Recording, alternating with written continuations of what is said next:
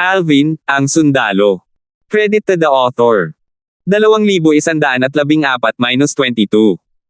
Ang mga pangalan po na nandito ay galing sa mga name generator.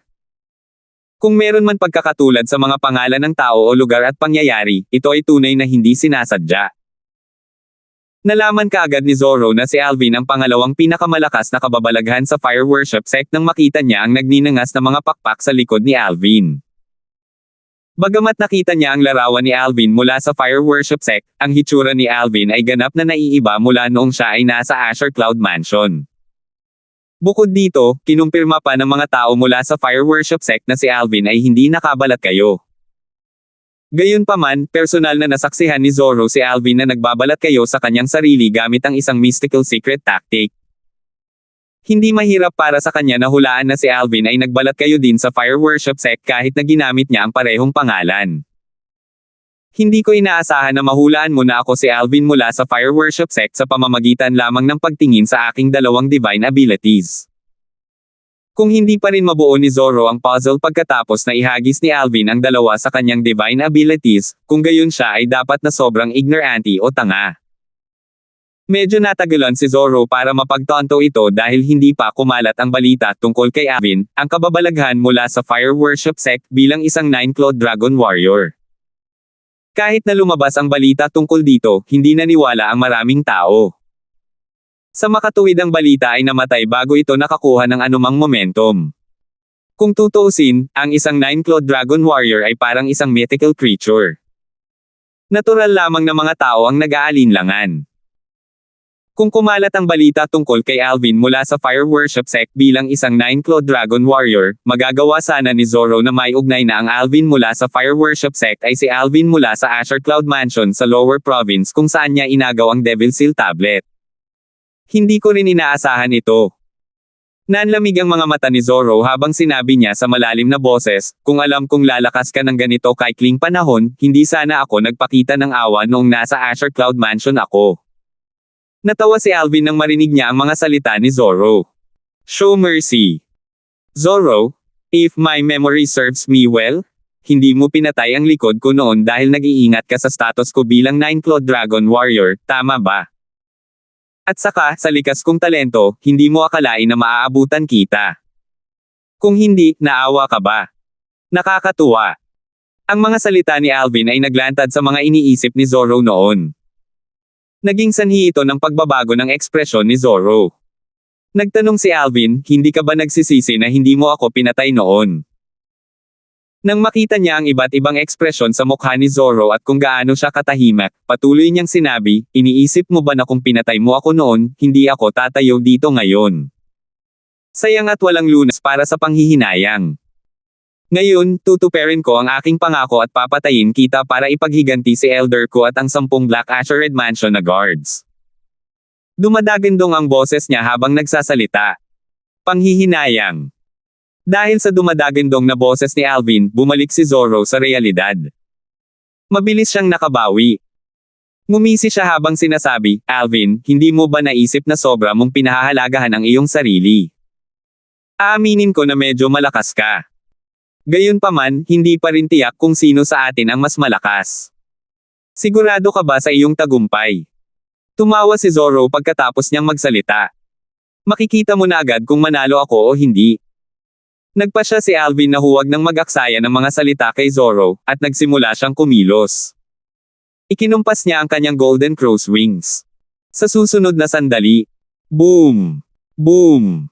Boom! Boom! Boom! Ang tunog ng mga pagsabog ng hangin ay umalangaw-ngaw sa hangin habang gumagalaw ang katawan ni Alvin. Siya ay naglaho sa kanyang kinatatayuan at sumugod patungo kay Zoro sa napakabilis na bilis. Ang kanyang bilis ay maihahambing sa mga powerhouse sa third form of the Saint Celestial Stage. Gusto kong makita kung gaano kalakas ang pangalawang pinakamalakas na kababalaghan sa fire worship sect. Walang pakialam na sabi ni Zoro.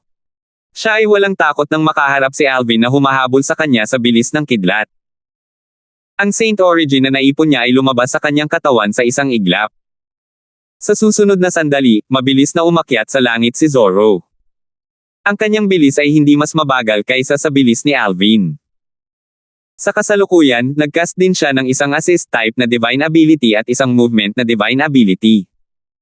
Kaya naman ang bilis niya. Not too long ago para lang siyang langgam sa harapan ko. Sa kasalukuyan, kasing lakas ko siya. Naisip ni Zoro sa sarili. Nang matuklasan niya na ang bilis ni Alvin ay hindi mas mabagal kaysa sa kanyang bilis, ang kanyang puso ay lumubog at ang kanyang ekspresyon ay naging mas malungkot at mas malungkot. Pagkatapos ng lahat, si Alvin ay hindi pa nagbabago sa isang 9-clawed Dragon Warrior. Kapag siya ay naging isang 9-clawed Dragon Warrior, ang kanyang bilis ay mapapahusay pa. Hindi imposible para kay Alvin na malampasan si Zoro sa oras na iyon. Damn it! Paano na-master ni Alvin ang dalawang makapangyarihang high-grade na divine abilities sa napakaikling panahon? Higit pa rito, pinagkadalubhasaan din niya ang isang mataas na antas ng offense iba na divine ability at isang mataas na grade na defensive na divine ability. Ang mataas na antas ng defensive divine ability na pinagkadalubhasaan niya ay dapat ang numero 1 defensive divine ability sa Fire Worship Sect, ang Black Turtle's Barrier. Nakaramdam ng inis si Zoro nang maisip niya ito. Bahagyang nagulat si Alvin nang makita niya ang bilis ni Zoro. Siya nga ay karapat-dapat na maging anak ng Golden Lion King, isa sa Black Ketresects for Great Karmapas. Bagamat si Zoro ay kakapasok lang sa third form of the Saint Celestial Stage, sa bilis, si Boris na nasa third form of the Saint Celestial Stage ay mas mababa sa kanya. Alam ni Alvin na si Zoro ay nagcast din ng isang high-grade movement na divine ability. Kung tungkol sa uri ng tulong na divine ability na ginawa ni Zoro, tila ito ay isang medium grade na divine ability lamang. Mandirigma ng dragon na may 9 na kuko.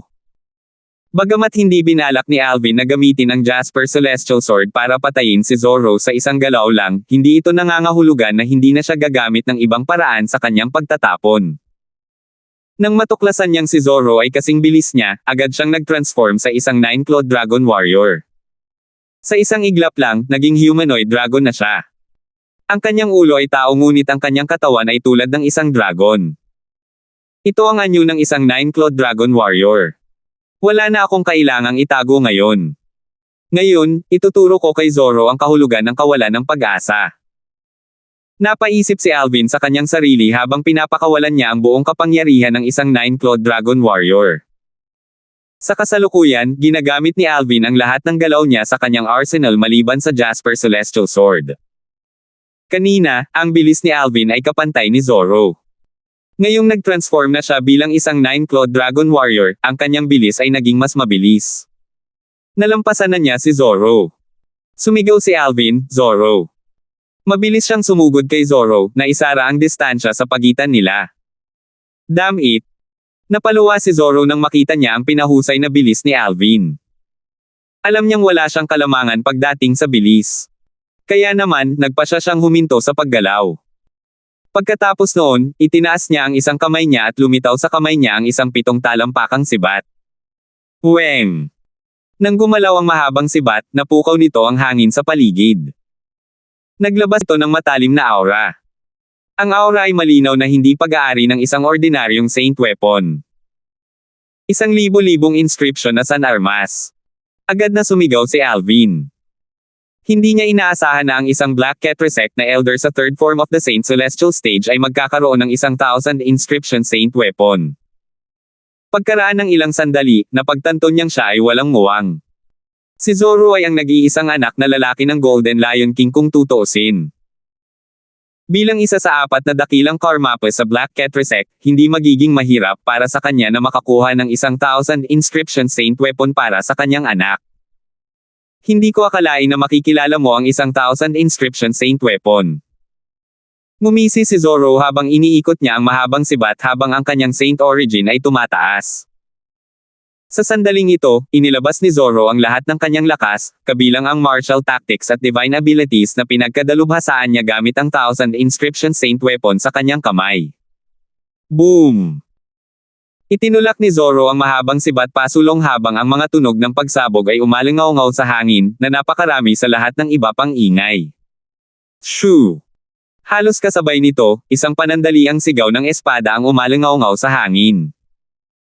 Ang kislap ng isang espada ay makikitang tumataas sa kalangitan patungo sa 1,000 inscription saint spear. Nang kumilo si Alvin, nasulyapan ni Zoro ang kinang ng espada. 1,000-libong inscription na Santo Espada. Sa espiritual na mata ni Zoro, madali para sa kanya na mabatid na ang espada ni Alvin ay pambihira. Naramdaman niya ang isang aura mula sa espada na katulad ng kanyang 1,000 inscription Saint Spear. Iyon ay kung paano niya agad nalaman na si Alvin ay mayroong 1,000 inscription Saint Sword. Malaking pagbabago ang ekspresyon ni Zoro nang matuklasan niyang si Alvin ay mayroong 1,000 inscription Saint Sword. Akala niya ay magkakaroon siya ng kalamangan dahil nagtataglay siya ng isang superior armas. Klang! Umalangaw-ngaw sa hangin ang tunog ng pagbangga ng metal habang ang 1,000 inscription Saint Sword ay nakipagsagupaan sa 1,000 inscription Saint Spear. Nagsagupaan ang mga puwersang nakapaloob sa mga armas na nagdulot ng mga pagsabog sa hangin. Ang tunog ng mga puwersa mula sa pag-aaway ng mga sandata ay walang halaga kung ihahambing sa tunog ng pagbangga ng mga metal. Pagkaraan ng ilang sandali, nahulog si Zoro sa isang hindi magandang posisyon. Naapektuhan siya ng mga puwersa mula sa sagupaan ng Saint Weapons. Pinalipad siya pabalik. Paglipad niya, namutla ang mukha niya habang sumusuka ng subo ng dugo. Nakakasilaw at nakakabighani ang tanawin ng kanyang dugong tumalsik sa langit. 2,115. Ang labanan sa pagitan nina Alvin at Zoro ay nangyari ng napakabilis, at ang nagwagi at ang natalo sa laban ay naging maliwanag na ganoon kabilis. Si Alvin ay lubusang nagtagumpay kay Zoro. Hindi ko man lang ginamit ang aking nakakasakit na divine ability, sabi ni Alvin kay Zoro sa pamamagitan ng voice transmissions. Nakaramdam ng kahihiyan si Zoro nang ipadala siya sa paglipad mula sa mga puwersa ng 1,000 inscription Saint Weapons. Sa sobrang galit niya ay samuka na naman siya ng dugo. Ang mga salita ni Alvin ay walang alinlangan na lalong nagpagalit kay Zoro. Nasa ganoon na siyang kahabag-habag na kalagayan, ngunit sinabi sa kanya ni Alvin na hindi man lang niya ginamit ang kanyang nakakasakit na divine ability. Kung ginamit ni Alvin ang kanyang nakakasakit na banal na kakayahang, nangangahulugan ba ito na madaling mapatay siya ni Alvin? Pagkaraan ng ilang sandali, sa wakas ay napatitag ni Zoro ang kanyang sarili. Nagdilim ang kanyang ekspresyon habang nakatingin kay Alvin na may layuning pumatay. Alvin, sa tingin mo ba natalo mo ako dahil lang sa mas malakas ka sa akin? Ano? Hihingi ka ba ng tulong sa pamamagitan ng pagpapadala ng voice transmission Jade Token? Napangisi si Alvin nang marinig niya ang mga salita ni Zoro. Alam niya ang iniisip ni Zoro ngunit hindi siya nag-aalala. Sa totoo lang wala siyang pakialam. Si Alvin ay mas malakas kaysa kay Zoro, kahit na nagpadala si Zoro ng voice transmission Jade Token para humingi ng tulong, magagawa niyang patayin si Zoro bago dumating ang tulong.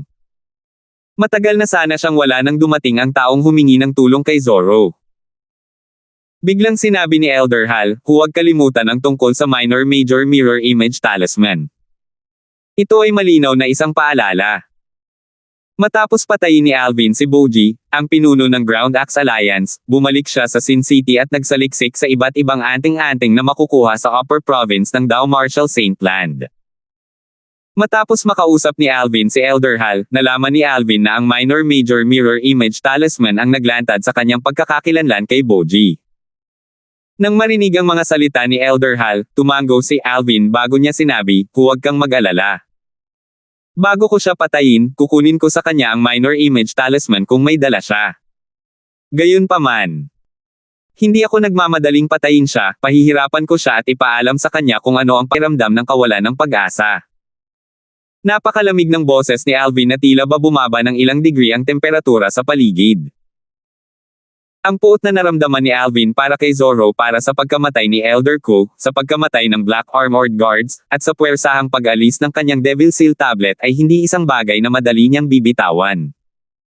Ang Minor-Major Mirror Image Talisman ay isang set ng dalawang anting-anting. Sila ay ang Minor Mirror Image Talisman at Major Mirror Image Talisman.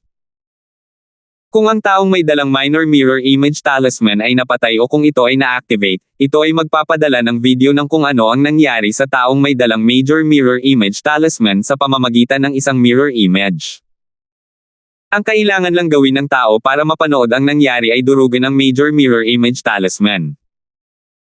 Bilang isang Black Ketresect Elder at ang nag-iisang anak na lalaki ng Golden Lion King, isa sa Black Ketresects for Great Karmapas, imposibleng si Zoro ay hindi nagdala ng minor mirror image talisman sa kanya.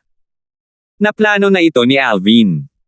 Bago niya patayin si Zoro, masasaktan siya ng husto. Sa oras na iyon, hahanapin at kukunin niya sa kanya ang minor mirror image talisman bago siya patayin. Gayunpaman, magiging maayos ba ang lahat gaya ng plano ni Alvin?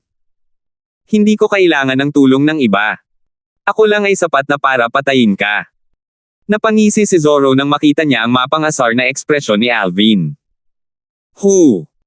Sa sandaling matapos magsalita si Zoro, itinaas niya ang kanyang kamay at isang anting-anting na kumikinang na may violet na liwanag ang lumitaw sa kanyang kamay.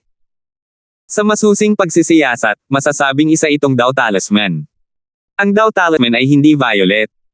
Napapaligiran lamang ito ng maliliit na kidlat ng violet na kidlat.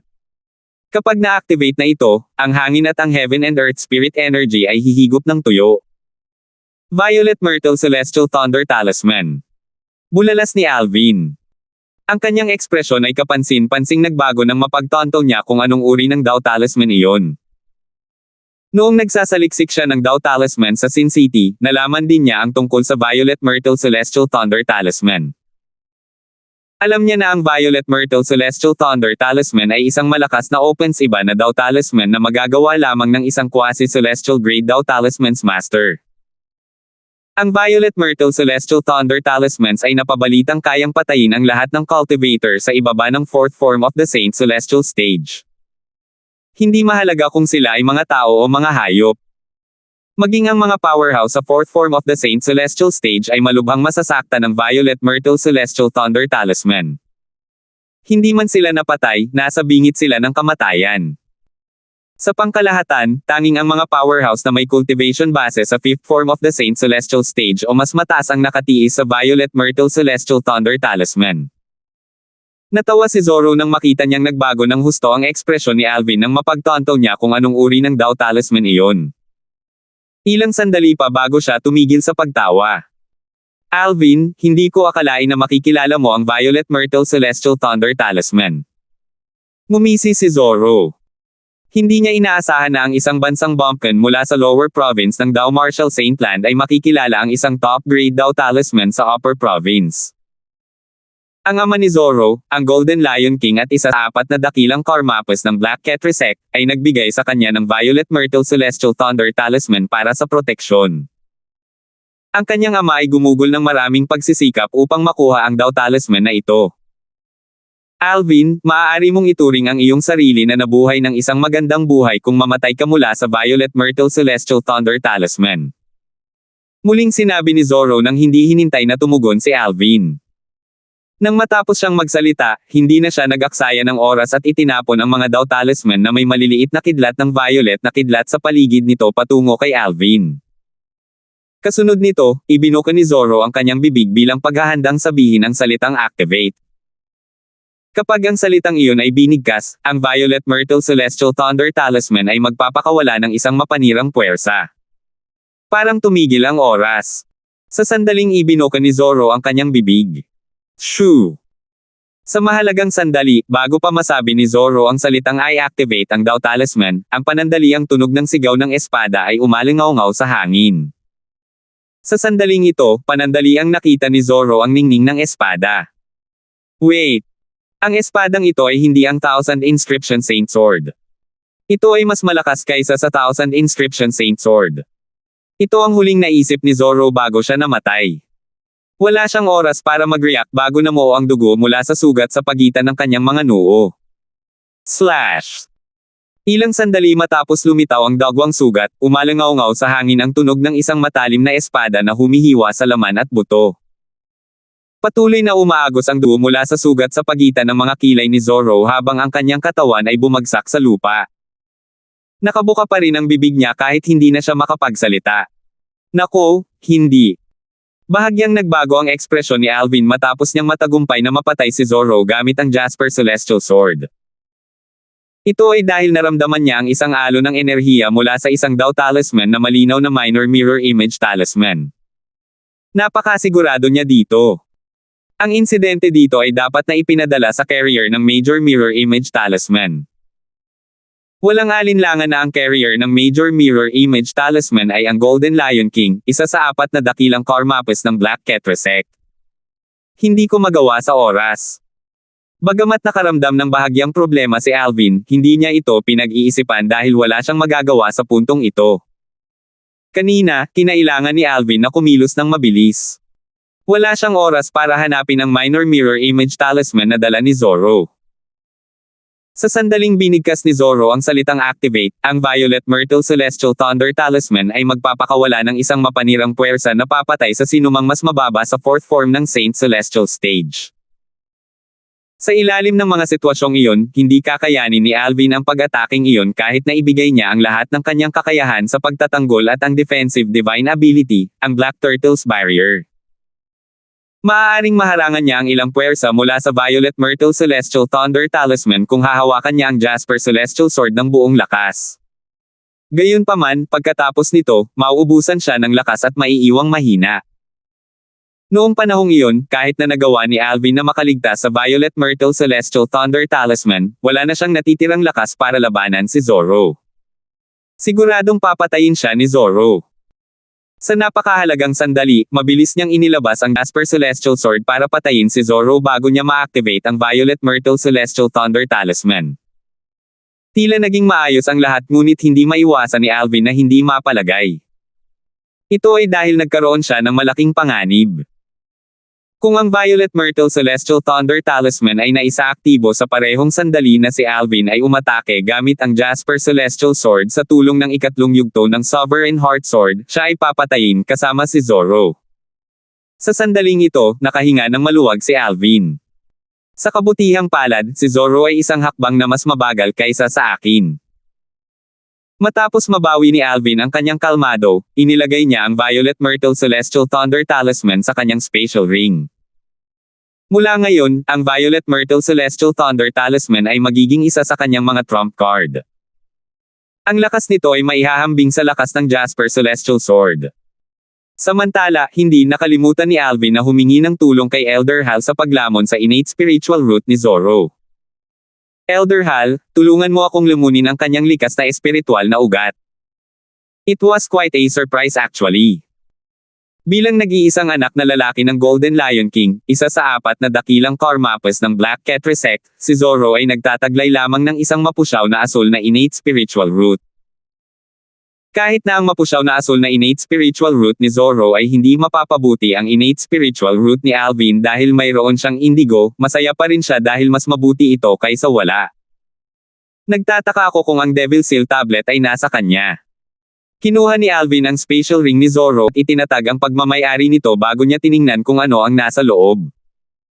Sa isang sulyap lang, nakita niyang maraming bagay ang nakaimbak sa spatial ring ni Zoro. 2,116. Sa dating spatial ring ni Zoro, ang mga mataas na grado na Saint Stone ay nakatambak na kasing taas ng bundok. Napakaraming kayamanan doon kaya natulala si Alvin sa ilang sandali. Nang makabalik na siya sa katinoan ay mabilis na naaga ng kanyang atensyon ang isang bagay na nakalatag sa sulok. Isa itong stone tablet na may tadtad na sulok. Ang Devil Seal tablet. Nang makita ni Alvin ang Devil Seal tablet, nagulat siya at natuwa. Ito ay tiyak na isang masayang sorpresa. Hindi niya inaasahan na hindi ito ibinigay ni Zoro sa Golden Lion King ng Black Cat Resect matapos niyang agawin ito mula kay Alvin. Hindi ko inaasahan na makukuha ko muli ang Devil Seal tablet ng ganoon kadali. Sa isang pag-iisip lamang, kinuha ni Alvin ang Devil Seal tablet at inabot ito upang marahan itong hawakan. Tuwang-tuwa siya na ang tagal niyang kumalma. Pagkaraan ng ilang sandali, naalala niya ang kanyang sarili at inilagay ang Devil Seal tablet. Kung talagang lusubin ng mga Devil Clans ang Dao Martial Saint Land, ang Devil Seal tablet ay pupunta sa kanilang bangungot. Napaisip si Alvin sa kanyang sarili na may kumikinang sa kanyang mga mata. Matapos malaman ang tungkol sa pagkakaroon ng Land of Exile, ang Devil Clans, at ang posibilidad ng mga Devil's Clans na muling salakayin ang Dao Martial Saint Land, labis na namiss ni Alvin ang Devil Seal tablet na inalis ni Zoro. Ang kapangyarihan ng Devil Seal tablet na hawak sa mga demonyo ay mas malakas kaysa sa epekto nito sa mga ordinaryong Devil Cultivator. Gayunpaman, hinihiling ko na ang lahat ng ito ay haka-haka lamang at ang mga angkan ng devil ay hindi lusubin ang Dao Marshall Saint Land, naisip ni Alvin sa kanyang sarili. Kung nilusob na ng mga devil clans ang Dao Marshall Saint Land, nangangahulugan ito na ang lower province ay kasalukuyang parang impyerno sa lupa. Siguradong maaapektuhan ang kanyang pamilya at mga kaibigan. Oras na para bumalik. Matapos huminga ng malalim, si Alvin ay bumalik sa kanyang katinoan. Lumabas ang Sun Saint Energy sa kanyang katawan habang hinihipan nito ang katawan ni Zoro. Pagkatapos noon, bumalik siya sa Sin City. Sa paglalakbay ni Alvin pabalik, bumalik siya sa kanyang anyong tao. Bukod doon, nagpa siya din siyang gumamit ng bagong disguise. Hindi naman gwapo ang bago niyang disguise. Ito ay isang napakakatamtamang mukha. Siguradong hindi siya tatayo sa karamihan. Sigurado akong nalaman na ng Golden Lion King ng Black Cat Resect ang tungkol sa pagkamatay ni Zoro. Natatakot ako na baka gumagawa siya ng paraan ngayon sa Sin City. Hindi naging mahirap para kay Alvin na magkaroon ng ganitong conclusion. Gayunpaman, hindi siya natakot. Malaki ang tiwala niya sa kanyang disguising tactic. Kahit na tumayo siya sa harap ng Golden Lion King, sigurado siyang hindi malalaman ng Golden Lion King na siya ang pumatay kay Zoro. Gayunpaman, malalaman ng Golden Lion King ang tunay kong pagkatao mula sa Major Mirror Image Talisman. Napaisip si Alvin sa kanyang sarili, bahagyang nag-aalala. Sigurado si Alvin nang kinuha ni Zoro ang Devil Seal Tablet mula sa kanya, lamang na sinabi niya sa kanyang ama, isa sa 4 na dakilang karmapa ng Black Cat Resect, ang tungkol dito. Malamang na alam ng Golden Lion King na siya ay isang 9-clawed Dragon Warrior.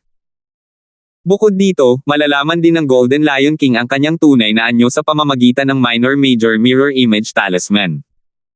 Sana mananatiling sira ang Inter-Province Transportation Formations ng Upper Province sa ngayon. Kung hindi, baka mahanap ng Golden Lion King ang pamilya ko para maghiganti para sa kanyang anak. Hindi nagduda si Alvin na hahanapin ng Golden Lion King ang kanyang pamilya sa Lower Province para maghiganti. Tulad ng inaasahan ni Alvin, nang mamatay si Zoro, isang dagandong ng Leonine ang tumunog mula sa kaibuturan ng ari-arian ng Black Cat Resect na matatagpuan sa loob ng isang kagubatan malapit sa Sin City. Zoro! Maririnig ang galit sa dagandong ni Leonine. Boom! Sa kaibuturan ng ari-arian ng Black Cat Resect, isang silid sa gilid ng isang malaking mansyon ang nawasak sa malakas na tunog. Habang lumilipad ang alikabok, makikita ang isang matangkad at malakas na figure na nakatayo sa loob ng silid. Isa itong matandang lalaki na may taas na 2 metro. Siya ay may mahabang puting buhok na katulad ng kiling ng leon. Bukod doon, mayroon siyang makapal at mabangis na mga kilay na nakabalangkas sa isang pares ng mga bilog na galit na mga mata. Ang kanyang mukha ay natatakpan ng maputi at kulot na balbas. Siya ay nag-hover sa himpapawid habang ang isang nakakatakot na hangarin sa pagpatay ay lumiwanag sa kanya. Tila pati hangin ay tumahimik sa paligid niya. Ang matandang ito ay walang iba kundi ang Golden Lion King, isa sa Black Cat Resects for Great Karmapas. Isa siya sa pinakamalakas na powerhouse sa Black Cat Resect. Ang kanyang cultivation base ay nasa 7th form of the Saint Celestial Stage. Ang 7th form of the Saint Celestial Stage ay kilala rin bilang Heaven-defying form. Kung walang aksidente, hindi sila mamamatay. Natural, ang Golden Lion King ay isang titulo lamang. May pangalan itong Karmapa. Si Kangshan iyon. Zoro. Sa sandaling ito, si Kangshan, ang Golden Lion King, ay nanginginig ng marahas habang nakatingin siya sa isang bagay sa kanyang palad.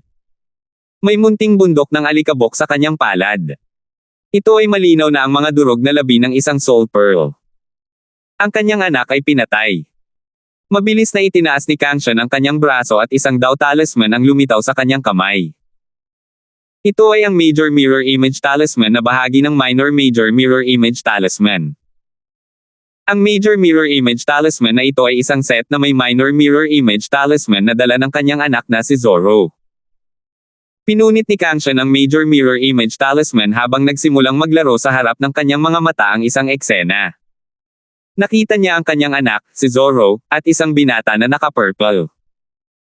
Nasaksihan niya ng sarili niyang mga mata kung paano nagsimulang maglipat-lipat ang mga kalamnan sa mukha ng lalaking naka-purple bago ito nag-transform sa ibang mukha. Halos mahulaan niya kung ano ang nangyayari sa pamamagitan ng pagbabasa ni Zoro at ang mga labi ng binata na nakasuot ng lila. Siya ang lalaki mula sa lower province na ang Devil Seal tablet ay kinuha ng aking anak. Alam ni Kangxia na ang binata na nakasuot ng purple ay ang young mansion master ng Azure Cloud Mansion sa lower province ng Dao Martial Saintland. Ang kanyang pangalan ay Alvin. Kinuha ng kanyang anak ang Super Saint Weapon, ang Devil Seal tablet, palayo kay Alvin. Alvin. Wala bang kababalaghan na mabilis na sumikat sa fire worship sect na ang pangalan ay Alvin? Agad na nagdilim ang ekspresyon ni Kangxia. Hindi niya inaasahan na ang taong mula sa lower province kung saan ninakawan ng kanyang anak ang Devil Seal tablet ay ang pangalawang pinakamalakas na prodigy sa fire worship sect na kamakailan ay sumikat. Pareho silang iisang tao. Napaka-unexpected. Si Kangxia ay patuloy na nanunood sa eksenang naglalaro. Nakita niya kung paano pinatay ang kanyang anak ng tangkaing gamitin ang Violet Myrtle Celestial Thunder Talisman. Mas naging malungkot ang ekspresyon ni Kangxia. Tila bumaba ng ilang degrees ang temperatura sa kanyang paligid. Sa sumunod na sandali, isang nakakatakot na layunin ng pagpatay ang lumabas sa kanyang katawan. Nag-alab at nagngangalit ang paghihiganti sa kanyang puso. Ang tibak na iyon ay higit na malakas kaysa sa 1,000-libong inscription na Saint Weapon. Napakabilis nito na kahit ang Mirror Image Talisman ay halos hindi makuha ang mga galaw nito. Dapat ay ang Trakeala Sword, isa sa mga Super Saint Weapons sa 10 Great Saint Weapons ranking. Huminga ng malalim si Kangxia para pakalmayan ang sarili. Pagkatapos noon, sinuri niya ang eksenang nakita niya. Hindi niya makakalimutan ang eksena sa buong buhay niya. Pagkaraan ng ilang sandali, natitiyak ni Kangxia na talagang pambihira ang espadang ginamit ni Alvin sa huli. Dapat ay ang Trakeala Sword, isa sa dalawang espada sa 10 Great Saint Weapons ranking. Ito ay dapat ang Trakeala Sword na kilala sa walang bakas na pag-atake nito. Napaisip si Kangxia sa kanyang sarili habang tumindi ang kanyang layunin sa pagpatay. Ang galit sa kanyang mga mata ay tila sunugin ang lahat.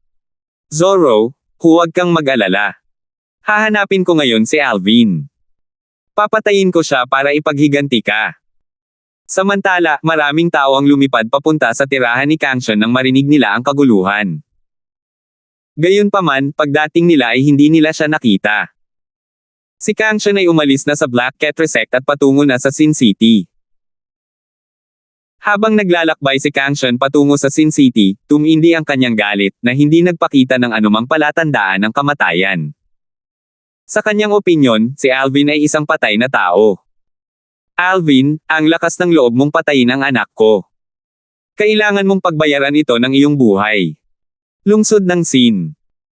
Si Alvin na nahulaan na ang Golden Lion King, isa sa 4 na mahusay na kamapas ng Black Cat Resect, ay darating sa Sin City ay nakahanap ng isa pang ina matutuluyan pagkatapos niyang bumalik sa Sin City. Elder Hal, mayroon ka bang lihim na taktika na makakatulong sa isang tao na baguhin ang laki ng katawan? Agad na tinanong ni Alvin si Elder Hal pagkatapos niyang tumira. Bagamat napakahusay niyang itago ang kanyang mukha ng walang kapintasan, hindi niya nagawang baguhin ang laki ng kanyang katawan. Kung kabisado ng Golden Lion King mula sa Black Cat Resect ang kanyang figure mula sa mga eksenang ipinakita sa pamamagitan ng Major Mirror Image Talisman, maaaring makilala niya si Alvin. Bagamat maraming tao na may katulad na katawan, sino ang nakakaalam kung ang Golden Lion King ay magulong galit at papatayin ang lahat ng may kaparehong build ni Alvin? May kasabihan, mas mabuting magkamali sa panig ng pag-iingat at pumatay ng 1,000 tao kaysa sa aksidenteng mawala ng isang tao. 2,117.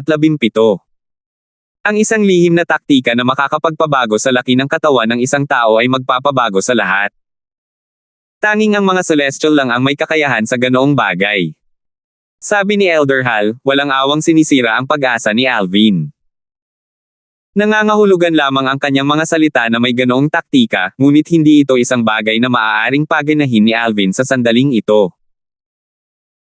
Tanging ang mga celestial na matagumpay na nakalampas sa heavenly tribulation at umakyat sa Devata realms ang may kakayahang gumawa ng ganoong gawain. Sa tingin ko kailangan kong mag-isip ng ibang paraan, naisip ni Alvin sa kanyang sarili. Di nagtagal, umalis si Alvin sa inn para bumili ng ilang mahaba at maluwag na itim na damit na may mga talukbong na ganap na magtatago sa kanyang katawan. Kung lalabas ako na nakasuot ng mga damit na ito, kahit ang aking ama at ina ay hindi ako makikilala, lalo pa ang Golden Lion King. Mas nakaramdam ng tiwala si Alvin nang tingnan niya ang mahaba at maluwag na itim na damit na binili niya. Nagsimula na rin siyang maging komportable. Nang malaman ni Alvin na nakalimutan niyang kunin ang minor mirror image talisman ni Zoro bago niya patayin si Zoro, labis siyang na-stress sa loob kahit na sa panlabas ay nanatili siyang kalmado. Ang lahat ng ito ay dahil sa ama ni Zoro, ang Golden Lion King, isa sa 4 na dakilang Karmapas ng Black Ketra sect. Ang cultivation base ng Golden Lion King ay nasa 7th form of the Saint Celestial stage. Kung kailangang labanan siya ni Alvin, walang duda na mamamatay siya. Matapos gawin ni Alvin ang kanyang paghahanda, nagsimula siyang mag-relax ng kaunti. Sa aking kasalukuyang mukha at ang mahaba at maluwag na damit na binili ko, malamang na hindi ako makikilala ng Golden Lion King. Ngayong may oras na si Alvin, nagsimula siyang mag-isip tungkol sa nangyari ngayon. Naisip niya kung paano niya naakit si Zoro palabas ng Sin City at pinatay si Zoro sa isang galaw lang gamit ang kanyang espada bago niya ma-activate ang Violet Myrtle Celestial Thunder Talisman. Bukod doon, sa wakas ay nabawi niya ang Super Saint Weapon, ang Devil Seal Tablet. Pakiramdam ni Alvin ay nananaginip siya nang maisip niya ito. Nang dumating si Zoro sa Azure Cloud Mansion at tretuhin akong parang langgam dahil sa kanyang superior na lakas, ako ay walang magawa. Totoo naman, noong mga panahong iyon, para akong langgam. Hindi ko na kaya kahit isang suntok sa kanya. Bumalik ang isipan ni Alvin noong panahong pumasok si Zoro sa Azure Cloud Mansion sa Lower Province. Sa oras na iyon, si Zoro ay sobrang dominante. Dahil doon, wala siyang choice kundi ibigay ang Devil Seal Tablet kay Zoro. Sariwa pa rin sa kanyang isipan ang kawalan ng kakayahan na naramdaman niya noong mga oras na iyon. Bukod dyan, siya ay tumanggi sa kanyang pangako pagkatapos niyang patayin si Elder ko. Gusto niyang patayin ang lahat ng tao sa Azure Cloud Mansion maliban sa mga may napakalapit na relasyon sa akin. Sa oras na iyon, galit at walang magawa si Alvin na niloko siya ni Zoro. Si Alvin ay nakaramdam ng kawalan ng magawa higit sa anupaman. Bagamat tumanggi si Zoro sa kanyang pangako, hindi pa rin niya mapigilan si Zoro. Tahimik lang siyang nanunumpa na papatayin si Zoro isang araw sa hinaharap. After 2 years, matutupad ko na rin sa wakas ang pangako ko sa sarili ko noon. Matapos huminga ng malalim, ang mga mata ni Alvin ay tila hindi nakatutok habang bumubulong sa kanyang sarili, Elder Ku, pinatay ko si Zoro para ipaghiganti ka. Makakapagpahinga ka ng mapayapa. Para naman sa ating 10 kapatid mula sa Black Armored Army, ang walang kwentang Young Mansion Master na ito ay nakapaghiganti na sa inyong lahat. Maaari na kayong lahat ay magpahinga ng mapayapa ngayon. Nakahinga ng maluwag si Alvin pagkatapos noon. Zoro, natatakot ako na hanggang sa huli, hindi mo akalain na mapapatay kita ng ganoon kadali, di ba? Bumalik ang iniisip ni Alvin kay Zoro na pinatay niya ngayon. Ngayon, sinamantala ni Alvin ang pagkakataon at pinatay si Zoro sa isang galaw gamit ang Jasper Celestial Sword nang inakala ni Zoro na siya ay mangguna sa pamamagitan ng paggamit ng Violet Myrtle Celestial Thunder Talisman. Mula sa simula hanggang sa huli, si Zoro ay hindi na nagkaroon ng panahon para mag-react. Nakakalungkot na hindi ko siya hinayaang mawala ng pag-asa bago siya mamatay. Napakadali ng kamatayan para sa kanya. Si Zoro ay mabilis na napatay sa isang suntok lamang ng espada ni Alvin. Marahil, wala man lang siyang naramdaman nang mamatay siya. Pagkatapos ng lahat, sigurado si Zoro na siya ang mananaig kapag itinapon niya ang Violet Myrtle Celestial Thunder Talisman. Naisip ni Alvin na napakadali niyang namatay. Kahit na, ngayong patay na siya, wala nang awayan sa pagitan natin. Hindi lang nabawi ko ang Devil Seal Tablet, kundi nag-iwan din siya ng Violet Myrtle Celestial Thunder Talisman para sa akin. Bulong ni Alvin sa sarili habang inilalabas ang Violet Myrtle Celestial Thunder Talisman. Sa mas malapit na pagsisiyasat, ang Violet Myrtle Celestial Thunder Talisman ay tila isang ordinaryong Dao Talisman kung walang mini flashes ng violet na kidlat sa paligid nito. Habang pinag-aaralan ni Alvin ang Violet Myrtle Celestial Thunder Talisman. Whoosh! Isang matangkad at nakakatakot na mabilis na figure ang lumipad sa Sin City at agad na natagpuan si Tang Shen, ang Black Ketresect Elder. Si Tang Shen ang kasama ni Zoro ngayon. Siya rin ang pinuno ng pangkat na ipinadala ng Black Ketresect upang bumili ng mga mapagkukunan. Nang makita ang galit na ekspresyon ng mukha ni Kang Shen at ang kanyang biglaang hitsura, agad na nagbago ang ekspresyon ni Tang Shen. Isang masamang pakiramdam ang bumalot sa kanyang puso. Dakilang Panginoon Karmapa. Ang Golden Lion King ay umalis sa Black Ketresect upang pumunta sa Sin City. Matatalo niya ang kanyang sarili kung sa tingin niya ay dumating ang Golden Lion King para mamasyal sa Sin City. Nang magalang na binati ni Tang Shen si Kang Shen, tumugon si Kang Shen sa pamamagitan ng pagbibigay sa kanya ng isang malakas na sampal sa kanyang mukha. Sa nag-iisang sampal na iyon, namamaga ang mukha ni Tang Shen. Natigilan siya at hindi naglakas loob na magpakita ng kahit anong pahiwatig ng hinanakit. May nangyari ba talaga kay Zoro? Nanginig si Tang Shenchu. Sa sandaling ito, ramdam na ramdam ang galit na ipinalabas ng Golden Lion King. Ang aking anak, si Zoro, ay naakit palabas ng Sin City at pinatay ng taong ito. Sabi ni Kang Shen habang naglalabas ng scroll at mabilis na gumamit ng brush para gumuhit ng larawan ng isang binata. Ito. Nakaramdam ng pamilyar si Tang Shen nang tingnan niya ang larawan. Parang nakita na niya ito dati. Bago malaman ni Tang Shen kung saan niya nakita ang lalaki noon, sinabi ni Kang Shen, ang lalaking ito ay ang Young Mansion Master ng Azure Cloud Mansion mula sa Lower Province. Ang kanyang pangalan ay Alvin. Alvin, ang Young Mansion Master ng Azure Cloud Mansion sa Lower Province. Sa wakas ay naalala ni Tang Shen kung saan niya nakita ang binatang iyon. Si Alvin ang maswerteng tao na nakakuha ng Super Saint Weapon, ang Devil Seal Tablet. Gayunpaman, ang kanyang Devil Seal Tablet ay kinuha ng kanilang Black Ketresect na Elder, si Zoro. Siya iyon. Sa wakas ay napagtanto ni Tang Shen kung bakit parang pamilyar ang binata sa scroll. Sa nangyari, nakita niya ang mga larawan ng lalaking ito na umiikot sa Upper Province. Ang mga larawan ay nagmula sa Lower Province. Bukod sa pagiging Young Mansion Master ng Azure Cloud Mansion, siya rin ang bagong Prodigy, ang pangalawang pinakamalakas na Prodigy, sa Fire Worship Sect.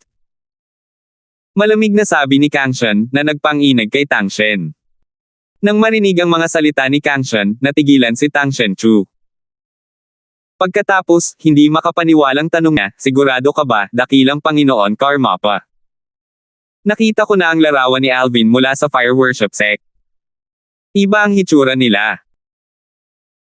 Noong unang sumikat si Alvin, ang bagong kababalaghan sa Fire Worship Sect, sa Upper Province, ang kanyang mga larawan ay kumalat sa mga pangunahing puwersa sa Upper Province, kabilang ang Black Ketresect. Sa nangyari, nakakita si Tang Shenchu ng larawan ng pangalawang pinakamalakas na prodigy ng Fire Worship Sect, si Alvin. Ito ang dahilan kung bakit siya nag-aalinlangan. Nakabisado ni Alvin ang isang hindi matukoy na taktika sa pagbabalat kayo na nagbabago sa istruktura ng buto ng kanyang mukha, malamig na sinagot ni Kang Shen ang tanong ni Tang Shen. Bagamat nakita lang ni Kang Shen ang disguising na taktika ni Alvin sa pamamagitan ng Minor-Major Mirror Image Talisman, bilang isang powerhouse sa 7th form of the Saint Celestial Stage, isang nangungunang powerhouse sa Upper Province, masasabi niya kung gaano pambihira ang teknik na pinagkadalubhasaan ni Alvin. Mayroon bang ganitong mga paraan ng pagbabalat kayo? Nagulat si Tang Shenchu. Nang makabawi siya, nagsimula siyang mag-isip ng malakas. Natatakot ako kahit na ang mga tao mula sa Fire Worship Sect ay hindi umaasa na ang kanilang pinakamalakas na kababalaghan, si Alvin, ay ang parehong maswerteng tao mula sa Lower Province na nakakuha ng Devil Seal Tablet. Gumawa ng mga kopya ng portrait na ito at ipamahagi ito sa lahat ng miyembro ng Black Ketresect na kasalukuyang nasa Sin City. Ang sino mang may anumang impormasyon ay dapat mag-ulat kaagad sa akin. Ang taong ito ay isang Master of the Skies. Kahit na ang isang tao ay may parehong sukat ng katawan, iulat din ito sa akin, mahinahong utos ni Kang Shen habang nakatingin kay Tang Shen. Oo, magalang na tugon ni Tang Shen na tumango bago siya umalis upang hanapin ang iba na magpapasa sa kanila ng mga larawan. Bagamat marami siyang katanungan sa isip, hindi siya nang ahas na tanungin si Kang Shan. Natatakot akong magulo sandali ang Sin City, naisip ni Tang Shen sa kanyang sarili habang siya ay umalis. Batay sa pakikipag-usap ni Tang Shen sa Golden Lion King, isa sa 4 na dakilang Karmapas sa Black Cat Resect, alam niya na ang lahat ng magkakaparehong laki ng katawan sa lalaki sa larawan ay hindi makakatakas sa kamatayan kapag sila ay natagpuan. 2118. Kumbaga, ang mga quasi-celestial grade na daw talisman masters lang ang makakapag-inscribe ng Violet Myrtle Celestial Thunder Talismans, ngunit ang quasi-celestial grade na daw talisman masters ay kasing bihira ng isang phoenix sa Upper Province. Bulong ni Alvin sa kanyang sarili habang pinag-aaralan niya ang daw talisman na may maliliit na kidlat ng violet na kidlat sa paligid. Natatakot ako na ang Golden Lion King ng Black Cat Resect ay gumugol ng maraming pagsisikap upang makuha ang daw talisman na ito para sa kanyang anak, si Zoro. Pagkaraan ng ilang sandali, naisip ni Alvin sa kanyang sarili, isayang si Zoro ay agad na pinatay ng aking espada bago niya ma-activate ang Violet Myrtle Celestial Thunder Talisman. Siguradong galit na galit ang Golden Lion King nang makita niya ang eksena sa pamamagitan ng Mirror Image Talisman. Samantala, sa isang lugar sa Sin City. Humph! Si Kang Shan, ang Golden Lion King na isa sa 4 na dakilang Karmapas sa Black Cat Resect, ay nanunuya na may madilim na ekspresyon sa kanyang mukha matapos umalis si Tang Shen, isang Black Cat Resect na elder. Nakuha ni Alvin ang Violet Myrtle Celestial Thunder Talisman ng napakadali. Nang naisip ni Kang Shan ang pagsisikap na ginawa niya para makuha ang Violet Myrtle Celestial Thunder Talisman at kung paano ito nahulog ng napakadali sa mga kamay ng kanyang kaaway, hindi niya maiwasang makaramdam ng hindi kasiyahan at pagkabigo. Parang nasusuffocate siya. Alvin, hindi mahalaga kung saan ka magtago. Hahanapin kita at sisirain kita sa 1,000,000 piraso upang ipaghiganti ang aking anak. Bulong ni Kang Shan sa kanyang sarili habang lumakas ang hangarin sa pagpatay sa kanyang katawan, na naging dahilan upang ang mga dumadaan sa kalye ay likas na umiwas sa kanya. Sa panahong ito, maraming walang sekta na magsasaka ang marahas na pinatay sa mga lansangan. Lahat sila ay nagbahagi ng isang karaniwang denominador. Lahat sila ay may magkatulad na uri ng katawan. Malinaw na dahil ito kay Alvin. Ang taong pumatay sa lahat ng walang sekta na magsasaka ay si Kang Shan, ang Golden Lion King na isa sa 4 na dakilang Karmapas mula sa Black Cat Resect. Bagamat kamakailan lamang ay pinatay ni Kang Shan ang napakaraming tao sa loob ng Sin City, wala sa mga sectless powerhouse sa 7th form of the Saint Celestial Stage sa Sin City ang gumawa ng hakbang para pigilan siya.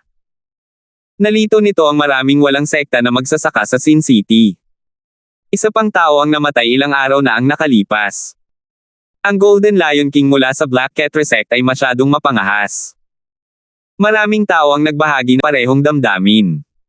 Maririnig ang mga pag-uusap na katulad nito sa iba't ibang restaurant sa Sin City.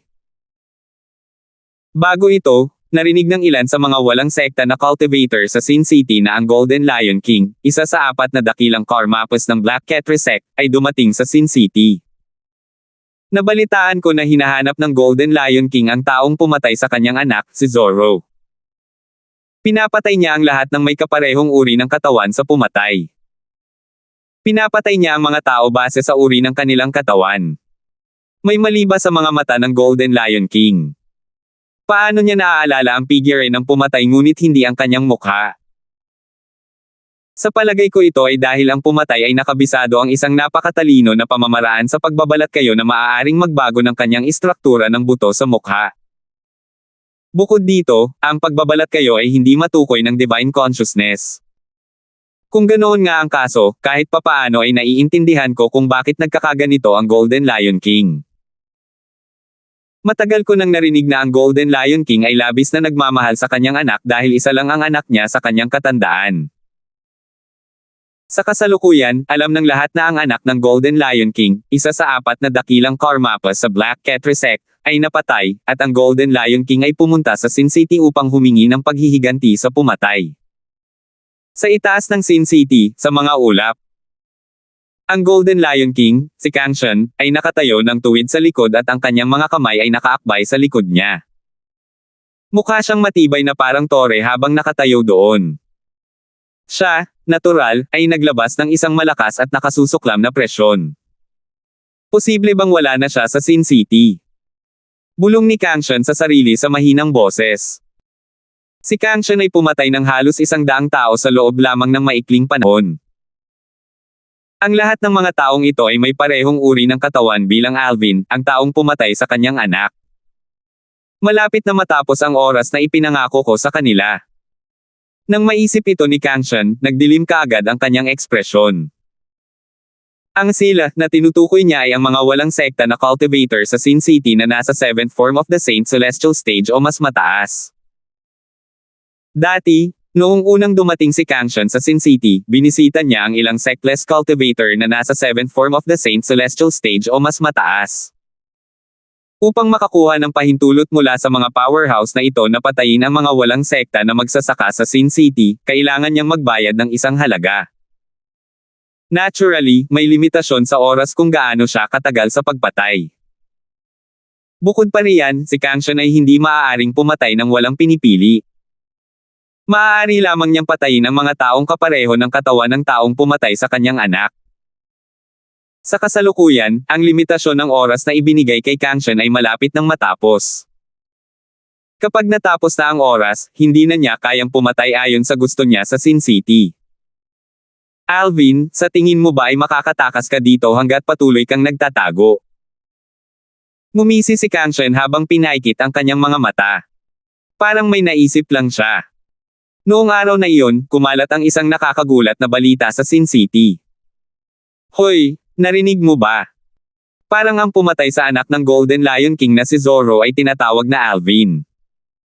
Galing siya sa Lower Province. Dati, inagaw sa kanya ni Zoro ang Devil Seal Tablet. Nabalitaan ko na siya. Mukhang siya ang Young Mansion Master ng Azure Cloud Mansion, isang parang third-rate na puwersa sa Lower Province. Di sabi mo ba napatay niya si Zoro?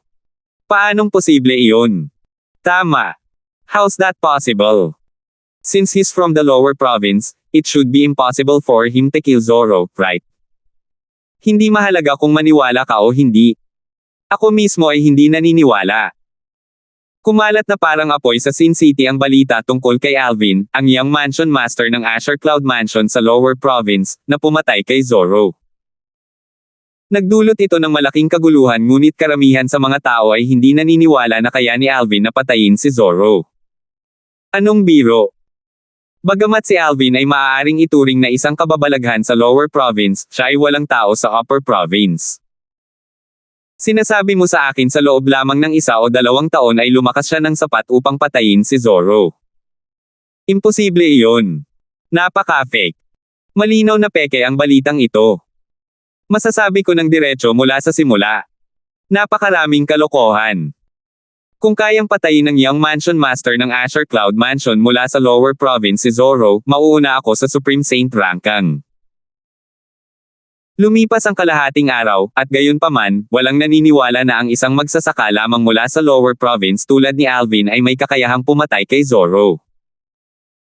Gayunpaman, hindi nagtagal bago kumalat ang isa pang nakakagulat na balita sa Sin City. Si Alvin, ang Young Mansion Master ng Azure Cloud Mansion sa Lower Province ay matagumpay na sumali sa Fire Worship Sect. Wala pang 2 taon mula noong dumating siya sa Upper Province, siya ang naging pangalawang pinakamalakas na prodigy sa sekta. Ang balitang ito ay ikinagulat ng mga tao sa Sin City. Si Alvin, ang pangalawang pinakamalakas na kababalaghan sa Fire Worship Sect, ay naging mainit na paksa sa mga tao nitong mga nakaraang panahon. Bihira lang ang hindi nakakaalam sa kanya. Gayunpaman, walang gumawa ng koneksyon sa pagitan niya at ng Young Mansion Master ng Azure Cloud Mansion sa Lower Province. Akala ng lahat, nagkataon lang na magkaparehas sila ng pangalan. Si Alvin, ang pangalawang pinakamalakas na kababalaghan sa Fire Worship Sect, ang Young Mansion Master ba ng Azure Cloud Mansion? Totoo ba ito? Nakita ko na ang parehong larawan ng Young Mansion Master ng Azure Cloud Mansion sa Lower Province at ang pangalawang pinakamalakas na prodigy sa Fire Worship Sect. Hindi sila ang parehong tao. Huwag kalimutan na ang taong pumatay kay Zoro ay may kasanayan sa isang napakatalino na diskarte sa pagbabalat kayo. Hindi nakakagulat kung hindi siya kamukha. Maaaring siya ay nagbalat kayo. Kung ang iyang Mansion Master ng Azure Cloud Mansion at ang pangalawang pinakamalakas na prodigy sa Fire Worship Sect ay iisang tao, kung gayon ay lubos niyang kayang patayin si Zoro. So ay totoo ba? Ang iyang Mansion Master ng Azure Cloud Mansion ang pangalawang pinakamalakas na kababalaghan sa Fire Worship Sect. Hindi lang nagkataon na magkaparehas sila ng pangalan. Siya ang taong pumatay kay Zoro. Alam kong mahirap paniwalaan, pero parang iyon ang totoo. Matapos panggan ang lahat ng balita, ang mga walang sekta na magsasaka sa Sin City ay nagawang pagsamasamahin ang puzzle. Kung ang iyang Mansion Master ng Azure Cloud Mansion sa Lower Province at ang pangalawang pinakamalakas na prodigy sa Fire Prodigy ay iisang tao, lahat ay may katuturan. Sa lakas ni Alvin, hindi dapat mahirapan para sa kanya na patayin si Zoro. Ang mga tao mula sa Sin City ay kinilig sa balitang ito. Hindi ko inaasahan na si Alvin, ang pangalawang pinakamalakas na kababalaghan sa Fire Worship Sect, ay ang iyang Mansion Master ng Azure Cloud Mansion sa Lower Province. Natatakot ako na baka hindi rin iyon inaasahan ni Zoro. Totoo iyan. Isang taong parang langgam bago si Zoro ilang taon na ang nakalilipas na ang Super Saint Weapon, ang Devil Seal Tablet, ay inalis, ay hindi lamang nakarating sa Upper Province, ngunit matagumpay pa rin siyang sumali sa Fire Worship Sect. Bukod dito, mabilis siyang tumaas sa mga ranggo na siya pa nga ang kasalukuyang pangalawang pinakamalakas na kababalaghan. Si Zo ay napatay at pinatay ang kanyang sarili sa sekta. Paano nakamit ng isang tao mula sa Lower Province ang napakaraming bagay sa loob ng 2 taon mula noong dumating siya sa Upper Province? Gaano kalaki ang likas na talento ni Alvin? Ito ba? Posible bang taglay niya ang maalamat na violet na innate spiritual root?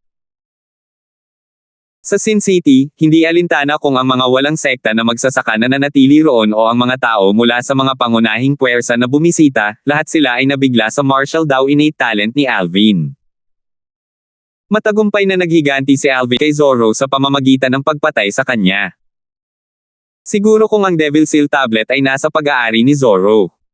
Kung ito nga, sa wakas ay nakabalik na ito sa orihinal nitong may-ari. Sa tingin ko, malabong dala ni Zoro ang Devil Seal Tablet. Isa itong Super Saint Weapon sa 10 Great Saint Weapons rankang kung tutuusin. Malamang na ibinigay niya ito sa kanyang ama, ang Golden Lion King, pagkatapos niyang ibalik ang Devil Seal Tablet sa Black Ketra Sect. Iyon din ang iniisip ko. Di nagtagal, nabaling ang atensyon ng karamihan sa Super Saint Weapon, ang Devil Seal Tablet. Pagkatapos ng lahat, ang awayan sa pagitan ni Zoro, isang elder mula sa Black Ketra Sect, at Alvin mula sa Lower Province ay nagmula sa Devil Seal Tablet. 2119. Bago matapos ang mga balitang kumakalat na parang apoy sa Sin City ay nagawang pansamantalang makaabala sa mga tao mula sa katotohanang malamang na sinalakay ng mga Devil's Clan ang Lower Province ng Dao Martial Saint Land. Sa sandaling ito, mas interesado ang mga tao kung nabawi ni Alvin ang Devil Seal Tablet na pilit na inalis ni Zoro sa kanya noon. Kung dala ni Zoro ang Devil Seal Tablet kasama niya, malamang na nakuhang muli ni Alvin ang pagmamay-ari ng Devil Seal Tablet. Kung wala ito kay Zoro, dapat itong nasa hawak ng Golden Lion King, isa sa 4 na dakilang Karmapas ng Black Ketra Sect. Dahil si Kangsha ng ama ni Zoro, posibleng si Zoro ang nagbigay ng Devil Seal Tablet sa kanyang ama. Habang pinag-uusapan pa ng lahat kung nasaan ang Devil Seal Tablet, muling kumalat ang isa pang nakakagulat na balita sa Sin City. Si Zoro ang may dala ng Devil Seal Tablet. Bukod dito, ang sword na ginamit ni Alvin para pumatay kay Zoro ay isa rin sa Super Saint Weapon sa 10 Great Saint Weapons rankang, ang Trakeela Sword.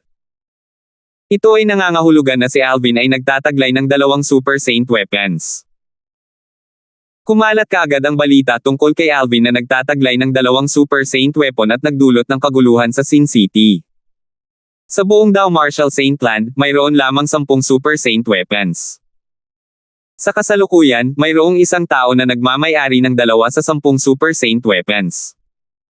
Kahit sinong normal na tao ay magseselos. Bakit? Bakit? Ganyan ba katalino si Alvin kaya nagmamay-ari siya ng 2 Super Saint Weapons? Tumanggi akong tanggapin ito. Gusto kong patayin si Alvin at kunin sa kanya ang 2 Super Saint Weapons. Talagang gagawin ko ito kung nasa harap ko siya ngayon. Ako rin. Maraming katulad na pananalita ang narinig sa Sin City. May isang tao na nagmamay-ari ng 2 Super Saint weapons. Isantibi ang mga ordinaryong tao sa Sin City, kahit ang mga walang sekta na magsasaka sa 7th form of the Saint Celestial Stage o mas mataas ay natukso at nakaramdam ng inggit. Sunod-sunod na narinig ang isang matulin at marahas na tunog na humahampas sa hangin. 5 mabilis na gumagalaw na figure ang lumipad palabas mula sa iba't ibang lugar sa Sin City. Ang kanilang bilis ay napakabilis na halos hindi mahuli ng karamihan sa mga walang sekta na magsasaka sa Sin City ang kanilang mga galaw. Lahat ng 5 figure ay patungo sa parehong direksyon. Lahat sila ay patungo sa pansamantalang tirahan ni Kangshan, ang Golden Lion King. Ang Black Ketra ay may mansyon sa Sin City. Note ni Master, ang apelyido po ni Zoro at Kangshan ay ginawa kong Simmer. Golden Lion King. Matandang Simmer. Mahusay na Karmapa Simmer. Halos magkasabay na dumating ang 5 figure sa itaas ng mansyon. Pagdating nila, nagkatinginan sila bago nila sinimulang tawagan si Kangshan nang hindi man lang bati sa isa't isa. Nagpapadyak sila sa ere habang nakatingin sila sa mansyon sa ibaba nila. Halatang nasa loob ng mansyon ang hinahanap nila. Sa 5 tao, may isang matandang lalaki, isang matandang babae, isang medyo may edad na lalaki, isang binata, at isang magandang babae. Lahat sila ay nananawagan para sa Golden Lion King, isa sa 4 na dakilang Karmapas ng Black Ketra sect. Si Kangshan Simmer, ang Golden Lion King, ay lumabas sa kanyang mansyon at lumipad sa himpapawid sa isang kisap lang ng mata pagkatapos nilang tumigil sa pagtawag sa kanya. Tumingin siya sa kanila at nagtanong, ano ang problema? Si Kangshan ay hindi nang ahas na kumilos ng mayabang kapag nakaharap sa kanilang 5. Magalang siyang nagsalita sa kanila. Pagkatapos ng lahat, ang 5 taong ito ay mga powerhouse sa 7th form of the Saint Celestial Stage o mas mataas pa. Naturally, mayroong higit sa 5 powerhouse sa 7th form of the Saint Celestial Stage sa Sin City. Gayunpaman, 5 lang sa kanila ang dumating nang marinig nila ang chismis na si Alvin ay nagmamay-ari ng 2 Super Saint weapons. Alam nilang walang duda na ang balita ay ipinakalat ng Golden Lion King, isa sa 4 dakilang Karmapa sa Black Ketra sect. Ito ang dahilan kung bakit sila nagpunta dito. Bumantong hininga ang nasa katanghaliang gulang na lalaki bago nakasimangot na sinabi, "Humph. Matandang Simmer, tumigil ka na sa pagpapanggap. Alam mo kung bakit tayo nandito." Ang 4 na iba pang tao ay sabay-sabay na tumingin kay Kangshan, ang Golden Lion King. Nagniningning ang kanilang mga mata. Lahat. Ibinibigay ko sa iyo ang aking salita na ang Devil Seal Tablet ay kasama ng aking anak, si Zoro. Tungkol naman sa Track Ala Sword, hindi ako 100% sigurado. Kung tutuusin, narinig ko lang ito. Hindi ko pa ito nakita noon. Alam ni Kangshan na walang kwenta ang pagtatago ng anuman kaya't sinabi niya nang hindi umiikot, gayunpaman, sa pamamagitan ng salamin, nakita ko ang eksena ng pagpatay ni Alvin sa aking anak, si Zoro. Noong panahong iyon, kinuha ng anak ko ang Violet Myrtle Celestial Thunder Talisman para patayin si Alvin. Nang makarating siya sa dulo ng kanyang pangungusap, bumaba ang kanyang boses. Ang Violet Myrtle Celestial Thunder Talisman. Matandang Simmer, mahal na mahal mo ang iyong anak na binigyan siya ng Violet Myrtle Celestial Thunder Talisman. Nagtatakang sabi ng medyo may edad na habang nakataas ang isang kilay. Siya ang nag-iisang anak ko. Natural, wala akong hindi gagawin para sa kanya, sabi ni Kangshan ng may pananalig. Nang magsalita siya, mahina ang boses niya at sobrang dilim ng ekspresyon niya na para bang sisubog na siya sa galit. Namatay ang nag-iisang anak niya. Nang maisip ito ni Kangshan, kumulo ang galit sa kanya kaya bahagyang nanginig ang kanyang katawan. Mukha siyang galit na leon. Ang kanyang puting buhok ay may bahid ng ginto, na nagmistulang kanyang titulo, Golden Lion King. Iyon ay kung paano niya nakuha ang kanyang titulo. Tulad ng paghahanda ng aking anak na patayin si Alvin gamit ang Violet Myrtle Celestial Thunder Talisman, kumilos si Alvin. Gumamit si Alvin ng ilang mahiwagang diskarte sa paglalaro ng espada at pinatay ang aking anak. Mula sa simula hanggang sa huli, hindi lamang ang aking anak na lalaki ay walang oras upang i-activate ang Violet Myrtle Celestial Talisman sa lahat ng oras, ngunit siya ay napakabilis na gumanti ng bagay na iyon.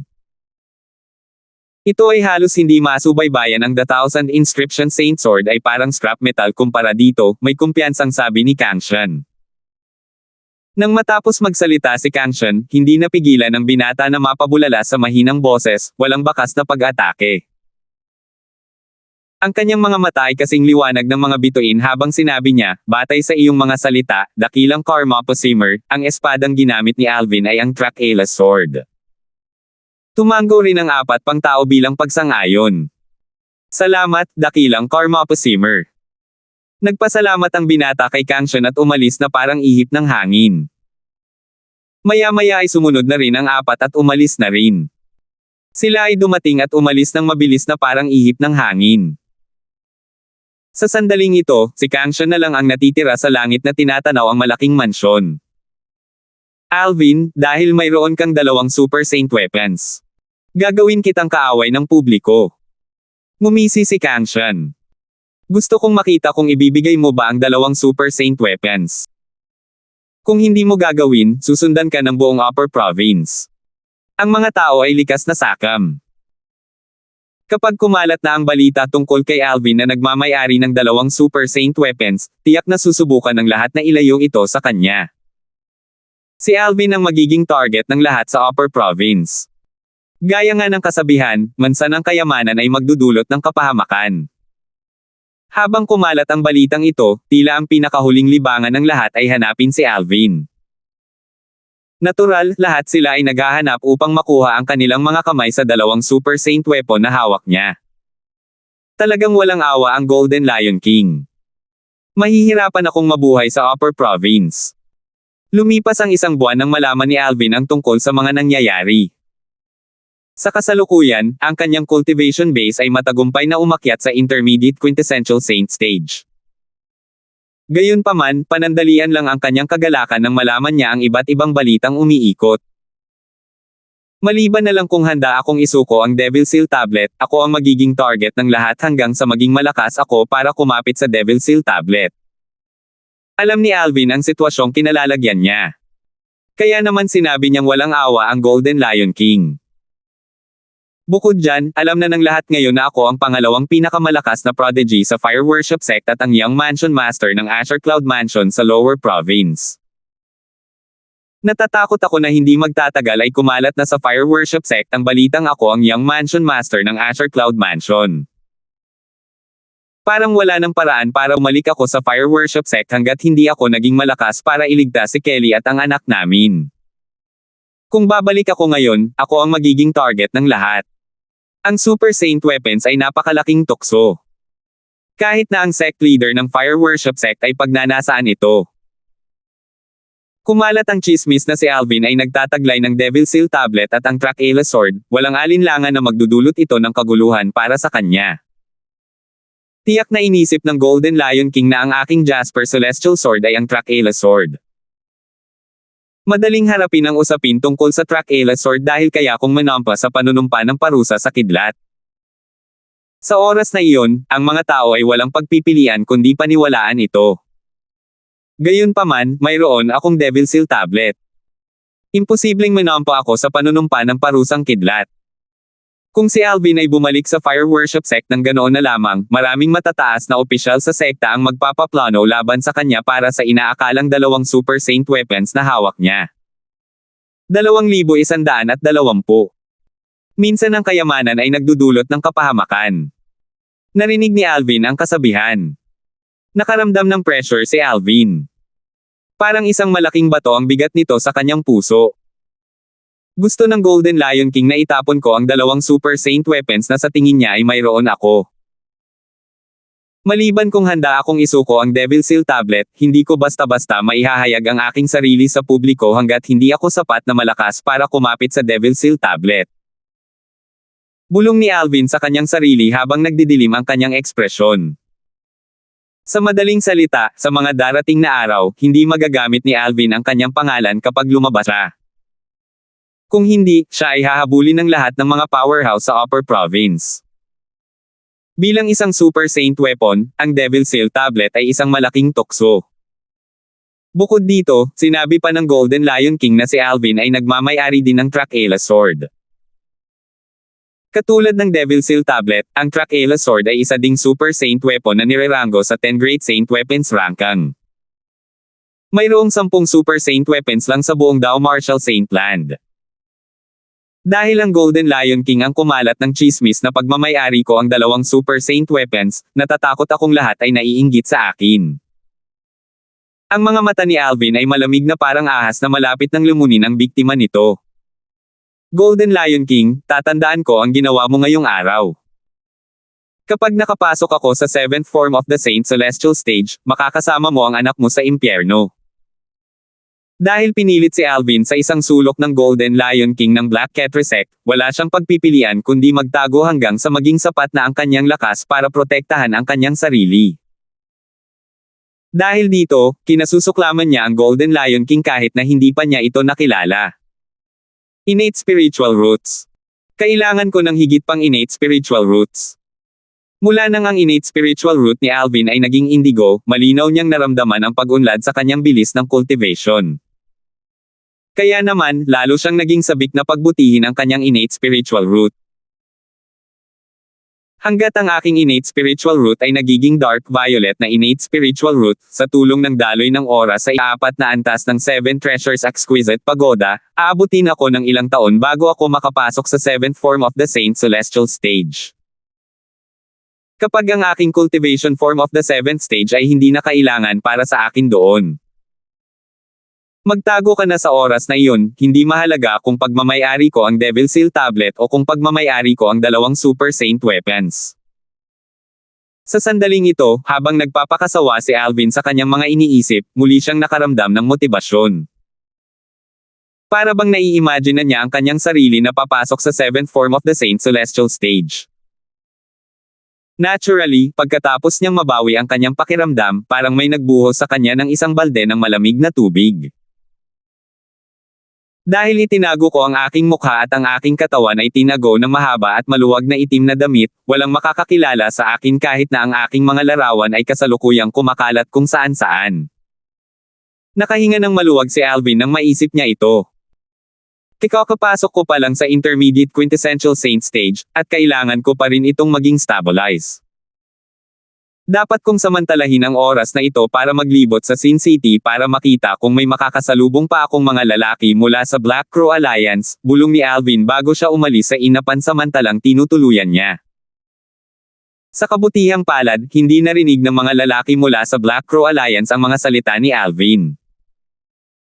Kung hindi, natakot sila at hindi sila mangangahas na samantalahin ang sitwasyon sa Sin City.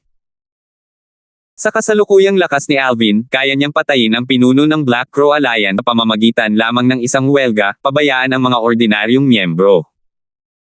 Ang Black Crow Alliance ay may katulad na lakas sa Ground Axe Alliance.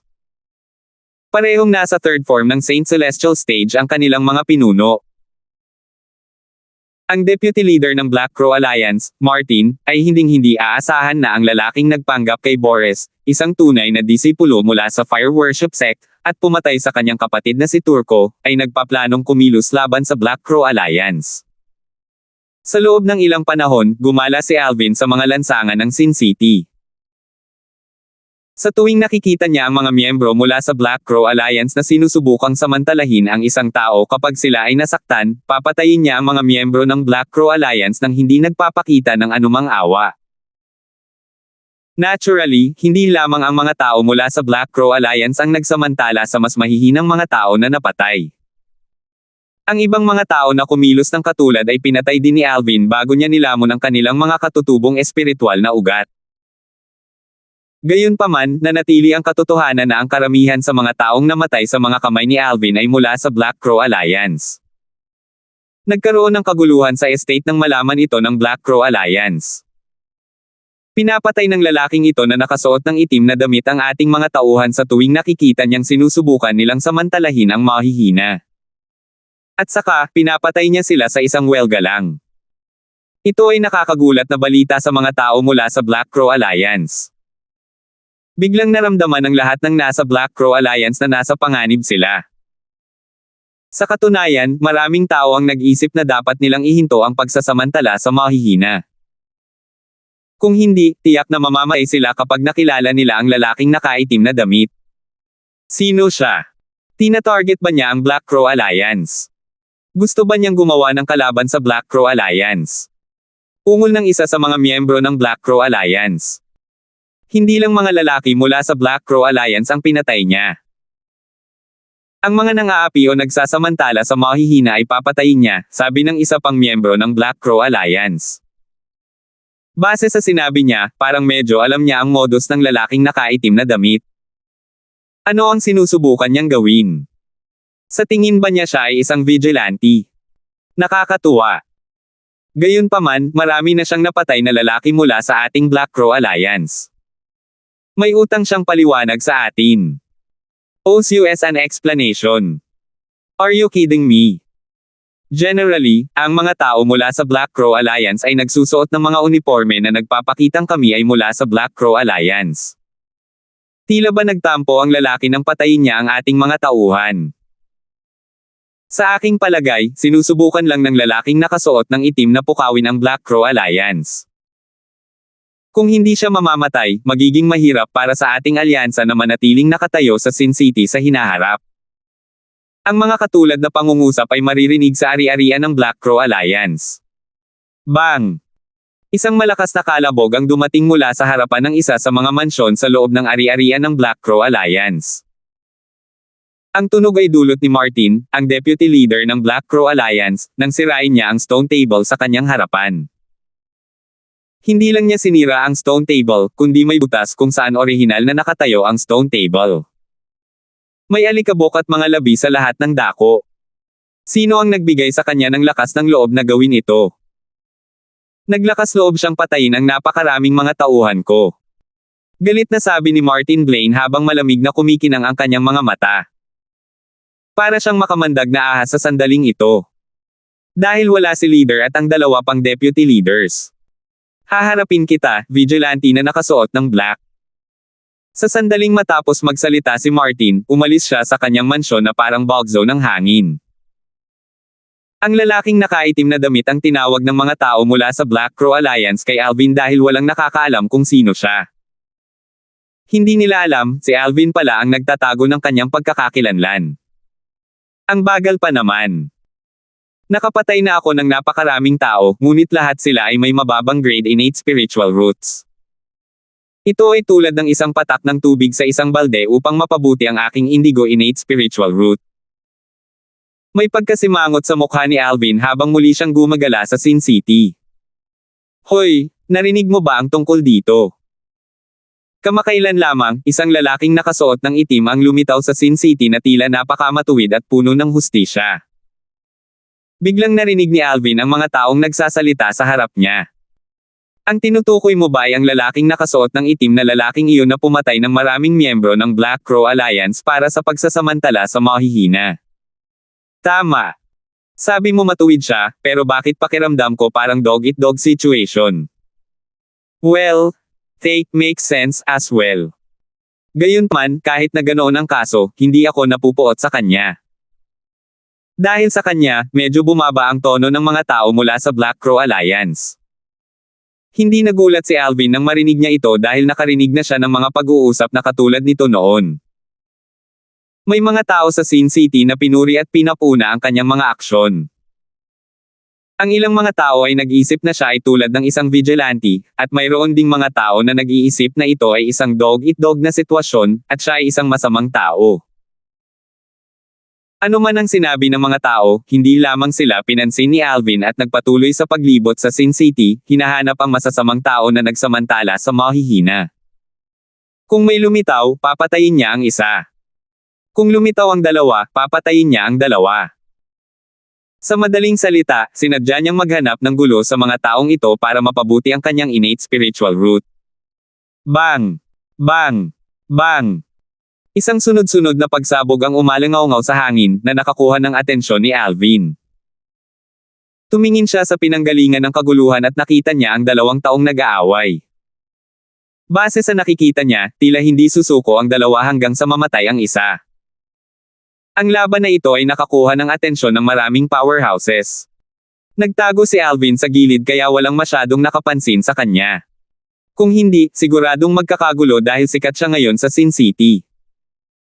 Ang kanyang mahaba at maluwag na itim na damit ay naging tatak niya. Sa Sin City, saan man ito naroroon, magkakaroon ng kaguluhan kung ang isang tao na nakasuot ng mahaba at maluwag na itim na damit ay lilito kahit na ang tao ay hindi si Alvin. Parami ng parami ang mga taong nakikipaglaban sa death duels kamakailan. Hindi nagilan ni Alvin na mapangiti nang makita ang 2 taong nag-aaway sa malayo. Kamakailan lamang, maraming tao ang nagtagumpay na manatiling buhay kahit na matalo ang kanilang death duels dahil sa intervention ni Alvin. Dahil dito, maraming tao ang nagsimulang pumasok sa death duels dahil naramdaman nilang paprotektahan sila ni Alvin. 2,121. Nagulat si Alvin sa katotohanan na hindi niya sinasadyang naging tagapagtanggol ang mga lumahok sa death duel sa Sin City, ngunit alam niyang wala ito sa kanyang kontrol. Bagamat may isa pang death duel na nagaganap sa harap niya, nanood lang siya ng walang emosyon. Marami na siyang nasaksihan na death duel sa Sin City, at hanggang ngayon, parang walang foul play. Ang tanging inaalala niya ay kung may mangyayaring foul play. Boom! Ang nagwagi sa death duel ay napagpasyahan ng napakabilis. Ang Saber Ray mula sa isa sa mga lalaking Saint Saber ay mabilis na pumatay sa kanyang kalaban. Natural, ang nanalo ay nagtamo rin ng ilang minor injuries sa death duel. Dati, ang taong ito ay agad na tumakas sa pinangyarihan dahil natatakot siyang mapakinabangan siya sa kanyang mahinang estado. Ang iba ay maaaring magnakaw at mapatay siya sa lugar. Sa halip ngayon, sinimulan niyang gamutin ng hayagan ang kanyang mga sugat nang hindi gumagalaw sa kanyang kinatatayuan at uminom ng tableta na parang walang tao sa kanyang paligid. Mukhang bumuti ng husto ang sitwasyon sa Sin City simula nang lumitaw ang lalaking nakaitim na damit. Kung noon pa, hindi na sana magtagal ang lalaking ito sa pinangyarihan upang gamutin ang kanyang sugat pagkatapos na masugitan sa isang labanan. Maraming manunood ang umiling nang makita nila ang gawin ng nanalo matapos ang kanyang pagkapanalo. Walang sino man ang kumilos ng ganito sa nakaraan. Bagaman may tiwala ako na kaya ko siyang patayin at natutokso ako sa kanyang spatial ring at spatial ring ng taong pinatay niya, hindi ako nangangahas na samantalahin ang sitwasyon kapag naiisip ko ang lalaking nakaitim na damit. Natatawang sabi ng isang Sectless Cultivator. Dati, katulad ng mga miyembro ng Black Crow Alliance, mahilig siyang mabiktima ng napakadaling biktima. Gayunpaman, dahil sa hitsura ng lalaking nakaitim na damit, nabuhayan siya ng loob na hindi siya kumilos ng ganoon kamakailan. Kung hindi, baka napatay na siya. Sa panahon ngayon, kahit nakakita siya ng mga taong nanghihina dahil sa away, hindi siya naglakas loob na samantalahin ang mga ito. Sino ang nakakaalam kung nanunood ang lalaking nakasuot ng itim? Ayaw niyang tuksuhin ang tadhana. Hindi niya itataya ang kanyang buhay dahil kapag natalo siya, mamamatay siya. Maraming tao ang nagsabi na sinasamantala lang din ng lalaking nakasuot ng itim ang sitwasyon. Sa tingin ko, hindi iyon totoo. Maraming death duel sa Sin City kamakailan at maraming tao ang nasugatan ng husto pagkatapos ng kanilang mga laban, ngunit hindi sila nabiktima ng lalaking nakasuot ng itim. Hindi ba ito nagpapatunay na hindi siya masamang tao? Sinabi ng isang walang sekta na magsasaka bilang suporta kay Alvin. Sumasang-ayon ako. Maraming Sectless Cultivator ang tumango bilang pagsang-ayon. Boom! Aalis na sana ang mga manunood, isang malakas na pagsabog ang umalingaw-ngaw sa hangin. Isang malawak at malakas na enerhiya ang biglang lumitaw at binalot ang lalaking nag-aalaga sa kanyang mga sugat. Agad siyang pinatay nito. Ang lalaki ay hinaipan sa mga piraso. Walang natira sa kanya maliban sa kanyang spatial rings. Namatay siya. Gulat na sigaw ng mga manunood. Isang Saint Celestial Stage powerhouse. Alam ng maraming Sectless Cultivator na ito ay gawa ng isang powerhouse ng Saint Celestial Stage. Imposibleng may ibang maglunsad ng ganoong uri ng pag-atake. Ang mga pangyayaring ito ay bumulaga kay Alvin na aalis na rin. Lumingon siya at tumangala sa langit. May nakita siyang figure na umaaligid sa hangin. Isang miyembro ng Black Crow Alliance. Sabi ni Alvin habang nakataas ang isang kilay. Nakita niya ang ibang tao na nakasuot ng uniforme ng miyembro ng Black Crow Alliance. Napatay niya ang napakaraming tao mula sa Black Crow Alliance na pamilyar siya sa kanilang mga uniforme. Isang Saint Celestial Stage powerhouse. Napaka-interesante. Dati, ang pinakamalakas na miyembro ng Black Crow Alliance na pinatay ni Alvin ay isa lamang magsasaka sa tuktok ng Quintessential Saint Stage. Hindi pa niya nakatagpo ang isang powerhouse sa Street Celestial Stage. Sa makatuwid, ang lahat ng innate spiritual roots na kanyang kinain ay mga ordinaryo. Si Alvin ay, natural, nasa sabik ngayong lumitaw ang isang powerhouse sa Saint Celestial Stage mula sa Black Crow Alliance. Ang innate spiritual root ng taong ito ay kailangang maging maganda para sa kanya upang mapunta sa Saint Celestial Stage kumpara sa iba. Siya ay mula sa Black Crow Alliance. Hindi ba siya natatakot mapatay ng lalaking nakaitim na damit? Ilang sectless cultivator na handang umalis ay tumigil kaagad. Natukoy na nila ang pagkakakilanlan ng lalaki batay sa kanyang uniforme tulad ng ginawa ni Alvin. Hindi mo ba nakita ang lakas niya noong umatake siya? Isa siyang powerhouse ng Saint Celestial Stage. Baka hindi siya matakot sa lalaking nakaitim na damit. Totoo. Bagamat malakas ang lalaking nakasuot ng itim, hanggang ngayon, ang pinakamalakas na taong napatay niya ay nasa tuktok lamang ng Quintessential Saint Stage Cultivator. Maaaring hindi sapat ang lakas ng lalaking nakasuot ng itim para patayin ang powerhouse na ito ng Saint Celestial Stage. Ang miyembro ng Black Crow Alliance na ito ay tila hindi nagmamadaling umalis pagkatapos patayin at pagnakawan ang patay na tao. Halatang hindi siya natatakot sa lalaking nakaitim na damit. Sa tingin mo ba lilito ang lalaking nakaitim na damit? Sa ilalim ng maingat na tingin ng mga sectless cultivator, kinolekta ng miyembro ng Black Crow Alliance ang spatial rings ng taong pinatay niya bago siya bumaba mula sa langit. Tila wala siyang planong umalis pagkatapos kolektahin ang spatial rings dahil nakatayo lang siya roon na nakatingin sa paligid na parang may hinahanap o kung sino. Anong hinahanap niya? Baka naghihintay siya sa lalaking nakaitim na damit. Mukhang sa wakas ay nagpa siya ang Black Crow Alliance na gumanti. Itong Saint Celestial Stage powerhouse mula sa Black Crow Alliance ay dumating upang talunin ang lalaking nakaitim na damit at ipaghiganti ang mga miyembrong napatay niya. Posible iyon. Maraming sectless cultivator ang nakaisip ng intensyon ng powerhouse sa Saint Celestial Stage mula sa Black Crow Alliance nang makita nila siyang nagtatagal sa eksena. Kung hindi niya planong talunin ang lalaking nakasuot ng itim, kailangan pa ba niyang hintayin ang dalawang lalaking iyon na matapos sa kanilang death duel bago niya salakayin ang nanalo? Dahil siya ay nasa Saint Celestial Stage, madali niyang haharapin ang dalawang lalaking iyon na nasa tuktok lamang ng Quintessential Saint Stage kahit na sila ay nasa tuktok ng kanilang lakas. Walang dahilan para hintayin ang lalaki mula sa Black Crow Alliance na matapos ang kanilang death duel bago patayin ang nanalo. Hindi naging mahirap para sa mga tao na malaman ito. Sa tingin mo ba ay lilito ang lalaking nakaitim na damit kapag narinig niya ang tungkol sa nangyari? Maraming sectless cultivators ang na-curious. Hulaan ko na hindi darating ang lalaking nakasuot ng itim. Halatang handa ang lalaking ito mula sa Black Crow Alliance. Binaliwala ang kanyang lakas sa Street Celestial Stage, maaaring may naghihintay na ibang miyembro ng Black Crow Alliance. Talagang hindi ako sasama kung ako ang lalaking nakaitim na damit. Halatang bitag ito. Sumasang-ayon ako sa iyo. Karamihan sa mga walang sekta na magsasaka ay may magandang impresyon sa lalaking nakaitim na damit. Lahat sila ay taos-pusong umaasa na hindi na magpapakita si Alvin.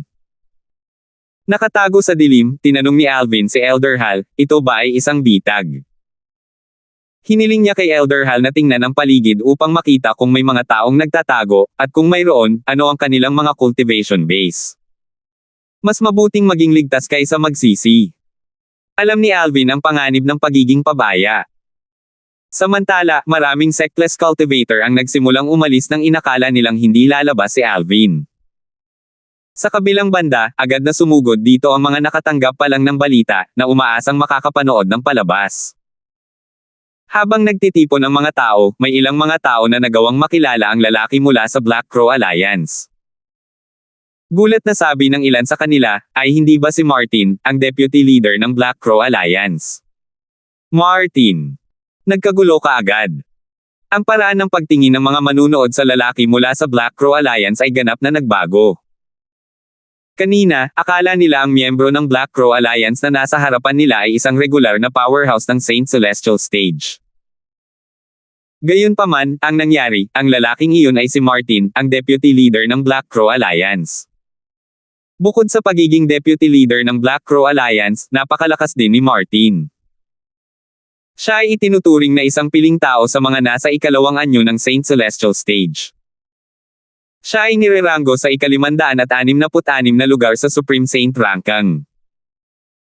Si Martin Blaine, ang deputy leader ng Black Crow Alliance, ay personal na nagpakita. Halata naman na nandito siya para sa lalaking nakasuot ng itim. Gayunpaman, sigurado akong hindi nalilito ang lalaking nakasuot ng itim ngayong nandito na si Martin. Mukhang walang kawili-wiling panoorin ngayon. Ang grupo ng mga Sectless Cultivator ay lubos na nakatitiyak na si Alvin ay hindi darating pagkatapos nilang maalis ang kanilang pagkagulat sa hitsura ni Martin, ang deputy leader ng Black Crow Alliance. Deputy leader ng Black Crow Alliance. Martin. Isang malamig na boses ang biglang umalangaw-ngaw. Tila mahiwagang nilulunod nito ang lahat ng ingay sa paligid kahit hindi malakas ang boses. Kasunod nito, lumitaw ang isang figurang nakasuot ng itim sa harap ng lahat. Walang nakakaalam kung sino ang nasa ilalim ng maluwag na itim na roba na may hood. Gayunpaman, isang bagay ang tiyak na ito ay isang lalaki. Ang lalaking nakaitim na damit. Naging wild ang mga tao nang lumitaw ang lalaking nakasuot ng itim. Nagulat ang lahat ng walang sekta na magsasaka, at baka sa mga mukha nila ang kawalan ng paniniwala. Hindi ko inaasahan na darating siya. Hindi ba siya nag-aalala na patayin siya ni Martin? Hindi ba niya alam na si Martin ay isa sa mga elite sa mga powerhouse sa second form of the Saint Celestial Stage? Si Martin ay nireranggo sa 566th place sa Supreme Saint Ranking. Pinipirma niya ang sarili niyang death warrant. Ang grupo ng Sectless Cultivator ay umiling at tumingin sa lalaking nakasuot ng itim na may bakas ng awa sa kanilang mga mata. Maraming Sectless Cultivator ang nagpayo kay Alvin na umalis habang may pagkakataon pa siya. Ikaw ba ang pumatay sa mga tauhan ko? Tanong ni Martin na malamig siyang tumingin kay Alvin. 2,122. Hiniling ni Martin na kumpirmahin ang pagkakakilanlan ng lalaking nakasuot ng itim. Kung tutuusin, may ilang tao sa Sin City na nagsimula ng gayahin ang lalaking nakaitim na damit. Hindi siya sigurado kung ang lalaking nakaitim na ito ay ang taong pumatay sa mga miyembro ng Black Crow Alliance. Naturally, kahit na ang taong ito ay hindi ang orihinal na lalaking nakasuot ng itim, hindi rin niya sinasadyang palayain siya. Naramdaman ni Alvin na pamilyar ang pangalan ni Martin. Matapos itong pag-isipan, napagtanto niyang ang taong ito ay kapatid ng taong pinatay niya. Ito ba ang kapatid ni Turco? Naalala ni Alvin na bago niya pinatay si Turco, sinabi niyang ang kanyang kapatid ay si Martin, ang deputy leader ng Black Crow Alliance, upang protektahan ang kanyang sarili. Gayunpaman, nakalulungkot na walang pakialam si Alvin. Natural, hindi inaasahan ni Martin na ang lalaking nakasuot ng itim na nakatayo sa kanyang harapan ay hindi lamang pumatay sa marami sa kanyang mga tauhan mula sa Black Crow Alliance, ngunit siya ang taong pumatay sa kanyang kapatid na si Turco. Dahil hindi alam ni Martin, hindi rin binalak ni Alvin na sabihin sa kanya. Paano kung patayin ko silang lahat? Mga basura lang sila na mahilig magsamantala sa mahihina. Walang pakialam na sumagot si Alvin. Mukha siyang kalmado at kalmado. Parang wala siyang iniisip na patayin ang mga lalaking iyon mula sa Black Crow Alliance. Sa katunayan, iyon ang naramdaman ni Alvin. Marami na siyang nakitang miyembro ng Black Crow Alliance sa Sin City, ngunit hindi niya napatay silang lahat. Ang mga napatay niya ay yaong may masamang hangarin. Wala siyang naramdamang pagsisisi sa pagpatay sa mga taong iyon. Sa sandaling matapos magsalita si Alvin, tumahimik ang buong lugar. Ang mga walang sekta na magsasaka na noong una ay nagchichismisan sa isa't isa ay tumahimik kaagad. Lahat sila ay tumingin kay Alvin dahil sa gulat. Hindi nila akalain na magiging dominante si Alvin. Napakayabang niya kahit nakaharap si Martin, ang deputy leader ng Black Crow Alliance, na nasa ika-566 na pwesto sa Supreme Saint Ranking. Hindi ba siya natatakot sa kamatayan?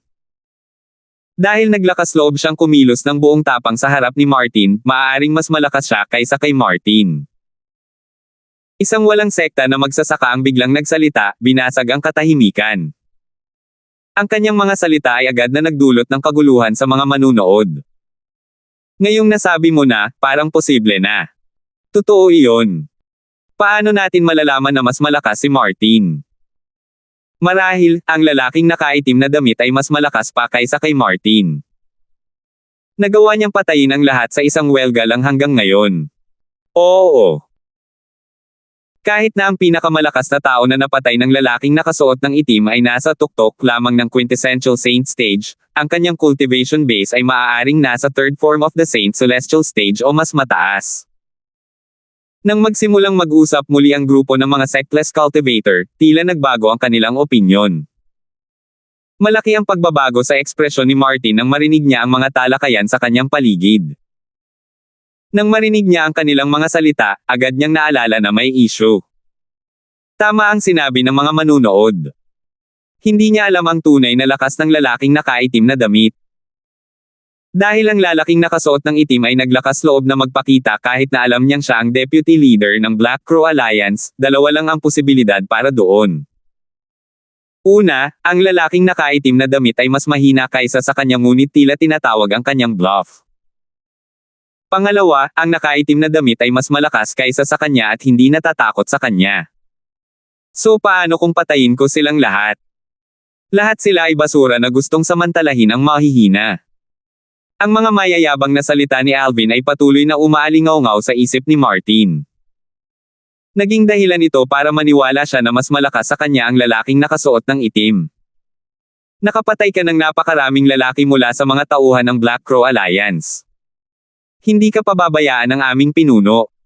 Maghintay ka lang. Walang hiyang sinabi ni Martin sa mahinang boses pagkatapos huminga ng malalim. Nang matapos siyang magsalita ay tumalikod na siya bilang paghahandang umalis. Nakapagdesisyon na siya. Mas mabuting umalis kahit nakakahiya. Kung talagang mas malakas ang lalaking nakasuot ng itim kaysa sa kanya, para siyang patay. Sa Black Crow Alliance, ang pinuno ang pinakamalakas. Sa opinyon ni Martin, hindi pa huli ang lahat para harapin ang bagay na ito kapag bumalik ang pinuno ng Black Crow Alliance. Ito ay magiging mas ligtas sa ganitong paraan. Nagpasya siyang huwag makipagsapalaran. Gayunpaman, maaari bang umalis si Martin dahil lang sa nagpasya siyang umalis? Si Alvin na natatakpan ng kanyang itim na damit ay gumalaw sa sandaling iyon. Para siyang multo dahil parang lumabas siya sa harap ni Martin, na hamarang sa daan ni Martin bago siya makaalis. Malaki ang pagbabago sa ekspresyon ni Martin nang makita niya ang lalaking nakaitim na nakasuot ng damit na hamarang sa kanyang daraanan. Samantala, ang mga manunood ay nagsimulang bumalik sa kanilang katinoan. Naalala nilang lahat ang sinabi ni Martin. Nakapatay ka ng napakaraming lalaki mula sa Black Crow Alliance. Hindi ka pababayaan ng aming pinuno. Maghintay ka lang. Batay sa mga salita ni Martin, halatang takot siya sa lalaking nakaitim na damit at sinusubukang tumakas. Ang lahat ng mga nanunood ay lumingon kay Martin nang may panghahamak. Kasabay nito, ang ilan sa kanila ay hindi maiwasang kutsain si Martin. Natatakot si Martin. Kung natatakot siya, bakit siya dumating ngayon? Marahil ay hindi niya inaasahan na ang lalaking nakasuot ng itim na lalaki ay mas malakas kaysa sa kanya. Dahil lumitaw ang lalaking nakasuot ng itim na lalaki kahit na nalaman niya ang deputy leader ng Black Crow Alliance ni Martin, malamang na naramdaman ni Martin na mas malakas ang lalaking nakasuot ng itim kaysa sa kanya. Iyon din ang iniisip ko. Hindi ba ito nakakahiya? Hindi lang ito nakakahiya para sa kanya, kundi para na rin sa Black Crow Alliance. Nakakahiya. Mas mabuting mapahiya kaysa mawalan ng buhay. Noong una, iilan lang ang nanguuyam kay Martin. Sa paglipas ng panahon, parami ng parami ang mga taong nakiisa at nagpapatawa sa kanya. Ito ay dahil ang mga tao mula sa Black Crow Alliance ay kilala sa pagsasamantala sa mahihina kaya hindi maganda ang kanilang reputasyon sa Sin City. Gayunpaman, karamihan sa mga tao ay hindi nang ahas na magsalita dahil sa lakas ng Black Crow Alliance. Ngayong nabigyan sila ng pagkakataong kutsain si Martin, tiyak na hindi nila bibitawan ang pagkakataong ito. Gaya nga ng kasabihan, dapat alam ng isang tao kung kailan dapat samantalahin ang isang pagkakataon. Kaya naman, sinamantala nilang lahat ang pagkakataong ito at walang awang kinukutya si Martin. Nang marinig ni Martin ang mga salita ng mga tao, namutla ang kanyang mukha bago ito naging kulay ube. Sa kasalukuyan, napaatras si Martin sa isang sulok. Tumingin siya kay Alvin na nakaharang sa kanyang daan at nagtanong sa malalim na boses, "Gusto mo ba talagang lumaban?" Nang magsalita siya, lumabas ang layo ng pagpatay sa kanyang katawan at tumangay kay Alvin. Sinusubukan niyang subukan si Alvin. Pagkatapos ng lahat, may posibilidad na si Alvin ay naglalagay lamang sa harapan at tinatawag ang kanyang bluff. Maaaring makapulot ng isang bagay si Martin sa paraan ng reaksyon ni Alvin kapag nahaharap sa layunin ng pagpatay. Kung talagang tinatawag lang ni Alvin ang kanyang bluff, maaari niyang patayin si Alvin at tabyusan ang reputasyon niya at ng Black Crow Alliance. Gayunpaman, mabilis na muling nagbago ang ekspresyon ni Martin. Ito ay dahil natuklasan niyang ang lalaking nakaitim na damit ay hindi naapektuhan ng layun pumatay. Hindi gumagalaw ang lalaking nakasuot ng itim na damit. Hindi makita ang ekspresyon niya dahil nakatago ito sa hood. Bilang deputy leader ng Black Crow Alliance, bakit ka magtatanong ng ganyang katangahan? Sabi ni Alvin pagkaraan ng ilang sandali. Ang mga manunood sa una ay nabigla sa mga salita. Nagsimula silang tumawa nang makabawi sila sa katinoan. Tumakbo. Ito lang ang natitira sa isip ni Martin nang marinig niya ang mga salita ni Alvin. Halatang tiwala si Alvin na kaya niyang talunin siya. Nag-iba ang ekspresyon niya nang lumingon siya at naghahanda sa pagtakbo sa bilis ng liwanag. Gayunpaman, tila nababasa ni Alvin ang isip ni Martin dahil hinaranggan niyang muli ang daan ni Martin. Nabigo muli si Martin na makatakas. Sa isang iglap lang, itinaas ni Alvin ang kanyang kamay at isang ruler ang lumitaw sa kanyang kamay. Ang pinuno ay mukhang simple at malupit na ginawa. Universe Teleportation. Ang pinunong ito ay isang Celestial Supreme Treasure, ang Universe Ruler, na nasa ika-4 na palapag ng 7 Treasures Exquisite Pagoda. Tulad ng para sa Universe Teleportation, ito ay isang natatanging divine ability mula sa Universe Ruler. Sa sandaling ilabas ni Alvin ang Universe Ruler, agad niyang pinagsama ang kanyang Sun Saint energy na maihahambing sa Saint Origin of a Saint Celestial Stage Powerhouse sa Universe Ruler at inihagis ang Universe Teleportation. Sa sandaling ito, bago pa makapag-react si Martin at ang iba pa, may kumislap sa kanilang mga mata at isang misteryosong puwersa ang dumaan sa kanila. Hindi ito inaasahan ni Martin at ng iba pa. Sa sandaling ito, pangunahing taktika sa paglamon. Nagsimulang lumitaw ang mga whirlpool sa paligid ng katawan ni Alvin, nilalamon ang Heaven and Earth Spirit energy sa kanyang paligid na parang gutom na hayop. Si Martin at ang mga manunood ng grupo ay na-distract ng Universe Teleportation kaya hindi nila napansin na si Alvin ang nagsumite ng Elementary Devouring Tactic at ang kawalan ng Heaven and Earth Spirit energy sa kanilang paligid. Ang Sun Saint energy ni Alvin ay itinaas sa limitasyon nito sa loob lamang ng maikling panahon. Ito ay maihahalin tulad sa Saint Origin ng isang powerhouse na katatapos lang pumasok sa third form of the Saint Celestial Stage. Sa sandaling ito, si Martin ay bumalik sa kanyang katinoan. Sa sandaling gumawa siya ng isang hakbang. Narating ni Alvin ang tagiliran ni Martin sa isang kisap mata na naging dahilan upang muling magbago ang ekspresyon ni Martin. Weng! Ang tunog ng sigaw ng isang talam ay naririnig sa hangin. Ito ay ang tunog ni Alvin na nagbuhos ng kanyang pinahusay na Sun Saint energy sa Celestial Supreme Treasure, ang Universe Ruler, at ginamit ito na parang saber para tadteren si Martin. Hindi siya gumamit ng anumang martial tactics o anumang iba pang divine abilities. Ginamit lang niya ang kalaliman mula sa Sovereign Heartsword kasama ang Universe Ruler na nilagyan ng Sun Saint energy para salakayin si Martin. Salamat po at sinamahan ninyo ako. Ingat lagi mga master.